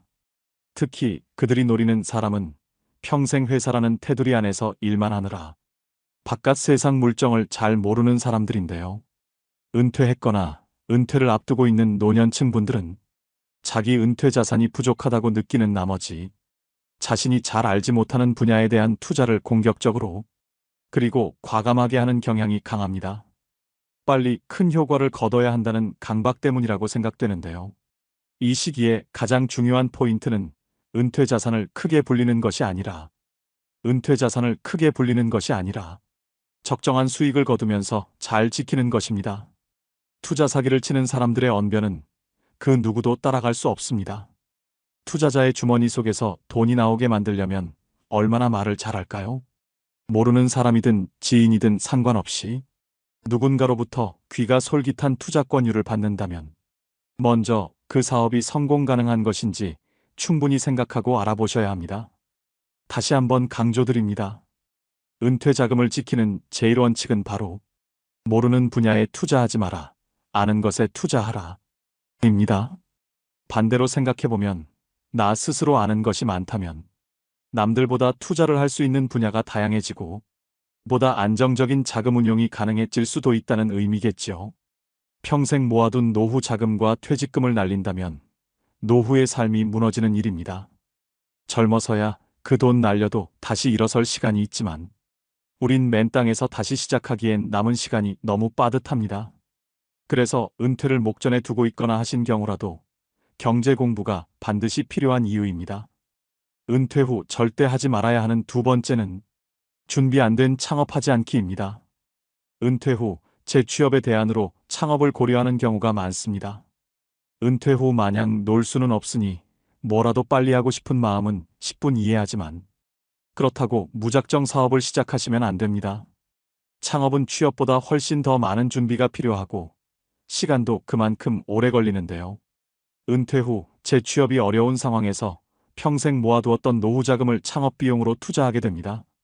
그렇지만 대부분의 사람들은 창업 아이템이 독창적이지 못하고 벼락치기로 준비하다 보니 쉽게 의지하는 것이 바로 프랜차이즈입니다. 한 집 건너 한 집이 치킨집, 커피숍이 된 이유이지요. 더 큰 문제는 이처럼 창업률이 높은 업종이 폐업률도 높다는 점입니다. 은퇴 후 창업은 자아 실현이나 꿈을 이루기 위한 경우도 있겠지만 대부분은 생계가 목적입니다. 창업할 수밖에 없는 상황이라면 잘 될 거라는 안일한 생각은 접고 안정적인 수익 창출을 위해 많은 노력을 기울이셔야 합니다. 그렇다면 창업에 실패하지 않으려면 어떻게 해야 할까요? 간단하게 세 가지로 말씀드리겠습니다. 먼저 첫 번째는 충분히 창업 준비가 되었는지 검토하셔야 됩니다. 준비되지 않은 창업은 시행착오를 가져오고 경제적으로 큰 손실을 가져옵니다. 이 단계에서는 창업 목적과 재무 상태, 창업 집중 여부, 그리고 노후 준비 등 다양한 조건을 고려하셔야 됩니다. 두 번째는 소자본으로 시작하셔야 됩니다. 은퇴 후 창업의 최우선 조건은 창업 비용의 적정성인데요. 큰 성공보다는 일하는 보람과 안정적인 수익의 목표를 두는 것이 좋습니다. 퇴직금을 비롯해 노후 자금을 창업에 투자할 경우 실패 시 회복이 어려우니 감당할 만한 예산 범위 내에서 할 수 있는 창업 아이템을 선정해야 합니다. 세 번째는 잘 알고 좋아하는 일을 하셔야 됩니다. 우리가 살아가는 궁극적인 목적은 행복입니다. 노후에는 조금 덜 벌더라도 일 자체에서 큰 스트레스를 받지 않아야 합니다. 그래야 시간이 지날수록 일 자체에서 기쁨과 보람도 느낄 수 있는데요. 단순히 남들이 하니까 또는 너무 유행을 타는 업종을 선택하기보다는 자신에게 강점이 있고 오랫동안 지속 가능한 업종을 선택하는 것이 좋습니다. 창업 준비 전 반드시 확인해야 될 세 가지를 말씀드렸는데요. 이렇게 준비해도 생기는 게 창업 리스크입니다. 그럼에도 나는 정말 내 사업을 해보고 싶다 하시는 분들은 원하시는 사업 업종에서 실제로 일을 해보시는 걸 추천드립니다. 커피 가게를 열고 싶으시면 커피 가게 아르바이트부터, 편의점을 차리고 싶으시면 편의점 아르바이트부터, 그렇게 12년 정도 실제 현장은 어떤지, 자신이 생각하는 만큼의 수익 구조가 가능한지 직접 경험해 보시고, 그래도 해야겠다는 확신이 생길 경우에 자기 사업을 시작해도 늦지 않다고 생각합니다. 은퇴 후 절대 하지 말아야 하는 세 번째는 욕망을 자극하는 말에 귀 기울이지 않기입니다. 지금 이 순간에도 수없이 많은 분들이 질 나쁜 사기를 당하고 있습니다. 특히 그 돈이 은퇴 노후 자금이라면 더더욱 안타까움을 더할 수밖에 없는데요. 은퇴 후에는 사회와 단절되어 현실감이 떨어지거나 순간적인 인지, 부조화 등으로 판단력이 취약해질 수 있기 때문에 사기꾼의 표적이 되기 쉽습니다. 사기꾼들은 사람의 욕망을 자극합니다. 좋은 차, 비싼 옷과 번듯하게 차려진 사무실로 사람의 마음을 흔들고 욕망에 불을 지핍니다. 어르신들의 노후 불안감을 이용하는 천하의 나쁜 사람들이죠. 그렇다면 어르신들이 속기 쉬운 금융사기 수법의 특징에는 어떤 게 있을까요? 금융감독원에서 2년간 어르신들에게 접수된 피해 신고 재보건 중 자주 발생하는 사기 수법 특징 3가지를 공개하였습니다. 첫째는 오프라인 투자 설명회를 활용합니다. 디지털 기기에 익숙하지 않은 어르신들은 온라인보다 오프라인 투자 설명회를 선호하시는 경우가 많습니다. 이러한 특성을 이용해서 사기 업체들은 전국 각지에서 투자 설명회 등을 개최하여 전도 유망한 사업을 진행하고 있다며 어르신들을 현혹하는데요. 사업은 주로 일반인들이 검증하기 어렵거나 생소한 내용인 경우가 대부분입니다. 둘째는 평생연금처럼 확정 수익을 지급한다고 현혹합니다. 노후 대비가 되어 있지 않거나 미래 현금 흐름이 불확실한 어르신들이 표적입니다. 실제로 일정 기간 동안은 약속한 확정 수익을 지급하며 믿음을 주어 지급한 배당금도 재투자로 이끌어내는 방식을 사용한다고 합니다. 셋째는 모집수당을 미끼로 유인합니다. 어르신들은 주로 오랜 기간 신뢰를 쌓아온 지인 또는 가족 등의 말을 별다른 의심 없이 믿고 투자한다는 점을 이용하여 업체들은 고객의 모집수당을 주면서 주변 지인, 가족 등에게 투자를 권유합니다. 이는 전형적인 불법 피라미드 다단계 방식이라고 볼 수 있습니다. 고수익에는 항상 그에 상응하는 높은 위험이 따른다는 평범한 진리를 명심할 필요가 있습니다. 고수익 무위험의 확실한 투자처가 존재한다면 업체 혼자 수익을 독차지하려고 하지 절대로 불특정 다수를 대상으로 모집수당 등을 지출하면서 투자금을 모집하지 않겠지요. 결국 돈은 스스로가 관리해야 합니다. 조언은 어때? 그 조언을 판별하고 결정하는 것은 그 돈을 사용하는 본인이 현명하게 행동해야 합니다. 각자도생이란 단어를 들어보셨을 겁니다. 너무 차가운 단어로 느껴질 수 있겠지만 젊어서든 늙어서 나중에 오든 결국 이 돈의 관리는 자기 자신의 수많은 고통과 고민 속에서 나오는 결과물이라고 생각합니다. 부자의 4가지 능력 중에는 그 돈을 유지하는 능력이 있는데요. 돈을 벌고 모으는 능력도 중요하지만 돈을 유지하는 능력은 반드시 배우고 지니셔야 됩니다. 은퇴 후 절대 하지 말아야 하는 4번째는 무언가를 배우기에 늦었다고 생각하지 않기입니다. 노후 준비를 망치는 또 다른 생각은 무언가를 배우기에는 늦은 때라고 인지하는 것입니다. 중장년이시라면 100세 시대에 이제 겨우 반을 사신 것뿐입니다. 머리가 굳고 습득이 느리기 때문에 혹은 이 나이에 배우는 것은 큰 의미가 없다는 생각을 하는 경우가 많은데요. 요즘엔 노후 연령이 늘어나는 만큼 제2의 직업이나 취미를 갖는 것이 매우 중요합니다. 나는 딱히 하고 싶은 취미도 일도 없다 하시면 국가 지원 제도를 활용해서 자격증을 따보시는 것도 방법인데요. 은퇴 후 남성 중장년들이 가장 많이 취득하는 자격증인 지게차 운전 자격증과 굴삭기 자격증은 60대, 70대까지도 현역으로 일하시는 분들이 계십니다. 그럼 50대 중반이나 후반에 자격증을 따도 10년은 더 일할 수 있다는 얘기겠죠. 은퇴 후 취미나 소일거리 없이 남은 인생을 보내는 것은 스스로를 힘들게 하는 길입니다. 100세 이상 사신 분들에게 인생의 가장 황금기가 언제냐고 물었을 때 대부분의 어르신들이 6080세였다고 대답했다고 합니다. 우리 인생의 황금기는 아직 오지도 않았습니다. 하지만 은퇴 후에 그저 뒷방 늙은이로 방에서 TV나 보면서 노후의 시간을 소비한다면 그 시간들을 우리 인생의 황금기로 만들지 못할 겁니다. 그 시간들을 어떻게 보내느냐에 따라 여러분 인생의 후반전이 달라질 수 있습니다. 오히려 노년의 시기는 치열한 성과에 집중하는 대신 삶의 의미를 완성할 수 있는 최적의 때입니다.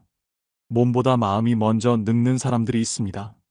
여러분들이 아직 젊다는 걸 잊지 마시고 새로운 도전을 두려워하시지 말길 바랍니다. 자신이 정말 좋아하는 일을 찾아 은퇴 이후에 건강한 노후를 누리시는 것도 필요합니다. 은퇴 후 절대 하지 말아야 하는 5번째는 자식에게 재산 증여를 절대 서두르지 않기입니다. 80년대는 은퇴자의 70%가 자녀에게 생활을 의탁했지만 오히려 지금은 자녀 리스크라는 말까지 생겨날 만큼 자녀가 자산은커녕 노후의 리스크가 될 수 있는 현실인데요. 현역으로 일하는 동안 노후 대비에는 소홀하고 자녀에게 너무 많은 비용을 쏟은 경우를 말합니다. 또 노후 자금은 어느 정도 마련해 놨다고 하더라도 자녀 리스크를 관리하지 못하면 노후 설계에 실패할 수밖에 없다는 얘기이기도 하지요. 여러분들 주변에도 그런 분들이 계실지 모르겠지만 제 주위에는 일찍이 자식에게 전 재산을 넘기고 노후를 딱하게 살고 계시는 분들이 몇몇 있는데요. 젊어서는 상가도 여러 개 가지고 부유하게 사셨던 분이셨습니다. 그런데 그분 남편분이 돌아가시고 나서 재산을 미리 자식들에게 증여를 하면서 문제가 발생했습니다. 그 과정에서 자식들끼리도 서로 더 가지려고 싸움이 나서 지금은 그 자식들끼리도 서로 안 보고 산다고 합니다. 자기 살던 집까지 큰아들 명의로 넘겨줬는데 재산 넘겨받고 나서 부모를 안면 몰수해버리더랍니다. 할머니가 집에서 구박을 받다 나중에 아들, 딸집 전전하다가 이제는 그마저도 여의치 않아서 혼자 방 하나 얻어서 청소일 하시면서 사신다고 합니다. 재산 증여뿐만 아니라 자식 사업자금이니 결혼자금이니 하면서 과도하게 자녀를 지원하는 분들이 계십니다. 자식이 사업하는데 돈이 급하다고 자신이 살고 있는 집을 담보로 대출을 받아준다든가 자식 번듯하게 결혼시키려고 노후자금으로 모아둔 돈 탈탈 털어 자식에게 주시면 안 됩니다. 자식은 나이가 60, 70을 먹어도 자식이라고 남들보다 더 챙겨서 시집 장가 보내고 싶은 마음도 알겠고 사업자금 쪼들여서 고생하는 거 보면 어떻게든 도와주고 싶은 마음도 알겠지만 자신이 가진 재산을 올인하시는 건 절대 안 됩니다. 물론 자녀를 리스크라고 부르는 주장에 동의하시지 않는 분들도 계시겠지만 한 번쯤은 생각해 보셔야 되는 현실적인 문제입니다. 자식 사랑에도 절제가 필요합니다. 자녀 리스크를 줄일 수 있는 가장 기본적인 방법으로 모든 것을 책임져 주려고 하기보다는 자녀 스스로가 한 사람으로 성장하도록 지켜보면서 도와주는 역할 정도를 감당하고 부모도 정서적 경제적으로 계속 노후를 준비하셔야 됩니다. 오히려 빨리 선을 그어주어야 그 안에서 자기의 길을 준비할 수 있게 됩니다. 그리고 그 이상 해주지 못하는 것에 대해서 부모가 미안해할 필요도 없습니다. 부모와 자식 서로가 독립된 존재로 온전히 서 있는 사람이 되면 됩니다. 늙어서는 돈을 꼭 움켜쥐고 계셔야 합니다. 명심하셔야 합니다. 증여는 죽기 직전에 해도 늦지 않습니다. 은퇴 후에 하면 폐인되기 딱 좋은 5가지에 대해서 말씀드렸습니다. 마음이 급하면 귀를 닫게 되고 인생 망치는 결정을 할 수 있습니다. 급할수록 돌아가라는 말이 있듯이 말씀드린 리스크를 항상 유의하시고 천천히 노후 준비에 대해 공부하면서 한 걸음 한 걸음 앞으로 나아가셔야 합니다.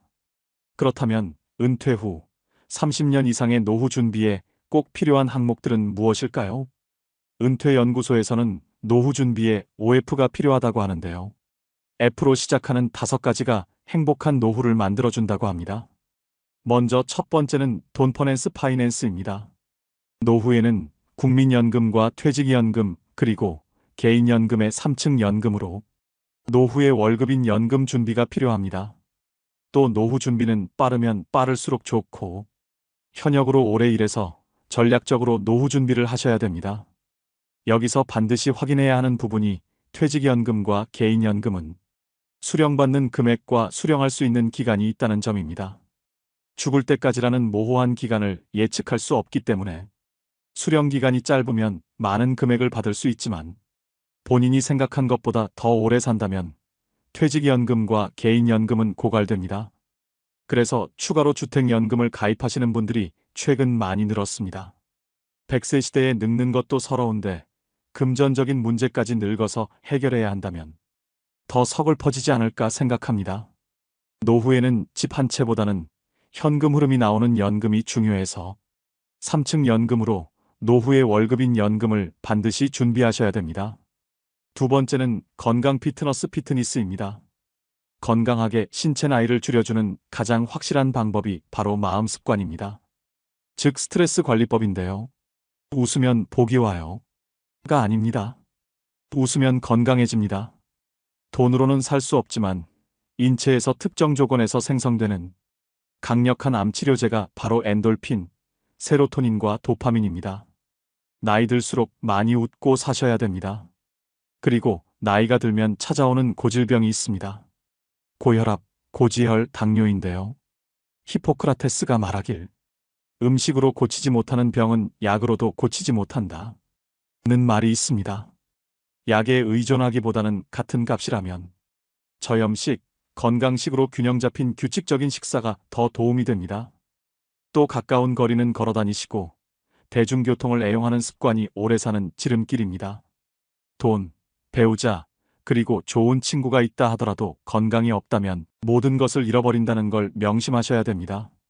세 번째는 소일거리 필드입니다. 소득을 올리는 일거리뿐 아니라 은퇴 후 남는 시간을 보람차면서도 재미있게 보낼 수 있는 소일거리를 의미하는데요. 100세 시대인 만큼 은퇴 후 3040년을 어떻게 보낼 건지 은퇴 전에 미리 준비하고 노후에는 자신이 감당할 수 있는 비용도 고려하면서 취미를 만드는 게 좋습니다. 직장 다닐 때는 직장이 필드겠지만 은퇴한 후의 필드는 달라집니다. 파크골프나 글쓰기, 그림 그리기 같은 취미 활동이나 봉사활동 등으로 바뀌는데요. 이때 다시 한번 강조드리는 점은 꼭 소득을 얻기 위한 일자리가 아니더라도 내 시간을 의미 있게 보낼 수 있는 소일거리를 찾아야 노후에 많은 시간을 알차게 보내실 수 있습니다. 네 번째는 친구 프렌즈입니다. 돈 있고 할 일이 있어도 친구가 없으면 재미없는 삶이 될 수밖에 없습니다. 노년기에는 가족과 친구, 지역사회와의 관계를 유지하는 것이 정서적 안정과 삶의 만족도에 중요합니다. 정기적인 사회적 활동은 고립감을 줄이고 행복감을 증진시키는데요. 봉사활동이나 동아리 활동 그리고 종교 모임 등에 참여하면 새로운 사람들을 만나고 의미 있는 활동에 참여하실 수 있습니다. 노년이 되면 마음이 경직되게 마련입니다. 이럴 때 마음이 젊고 신세대처럼 행동하는 친구와 어울리시는 걸 추천드립니다. 다섯 번째는 재미펀펀입니다. 돈도 소일거리도 어느 정도 있고 사랑하는 배우자와 자녀, 그리고 좋아하는 친구들이 있다면 부러울 게 없습니다. 인생이 재미있고 즐거울 것입니다. 열심히 일한 당신, 떠나라. 이 말보다 더 좋은 말이 어디 있을까요? 어떻게 하면 노후에 재밌는 시간을 보낼 것인지를 연구하고 실행하셔야 됩니다. 아는 것은 좋아하는 것만 못하고 좋아하는 것은 즐기는 것만 못하다는 말이 있습니다. 무엇이 그리 바쁘답시고 재미있는 영화 한 편 못 보는 인생을 과연 재미있는 인생이라고 할 수 있을까요? 재미없는 인생은 재미없는 영화 이상으로 지루하기만 할 것입니다. 90세, 100세까지 살아야 하는 인생을 재미있는 인생으로 만드는 것은 바로 나 자신입니다. 오래 살아도 말씀드린 OF가 갖춰져 있지 않다면 그 사람의 노후는 적막강산일 수밖에 없습니다. 은퇴는 누구나 꺼립니다. 그렇지만 피할 수 없는 것이 은퇴이기도 하죠. 피할 수 없다면 즐기셔야 합니다. 기왕이면 은퇴 후 30년, 40년을 잘 보낼 수 있도록 노후의 5박자, 즉 OF를 잘 준비하시길 바랍니다.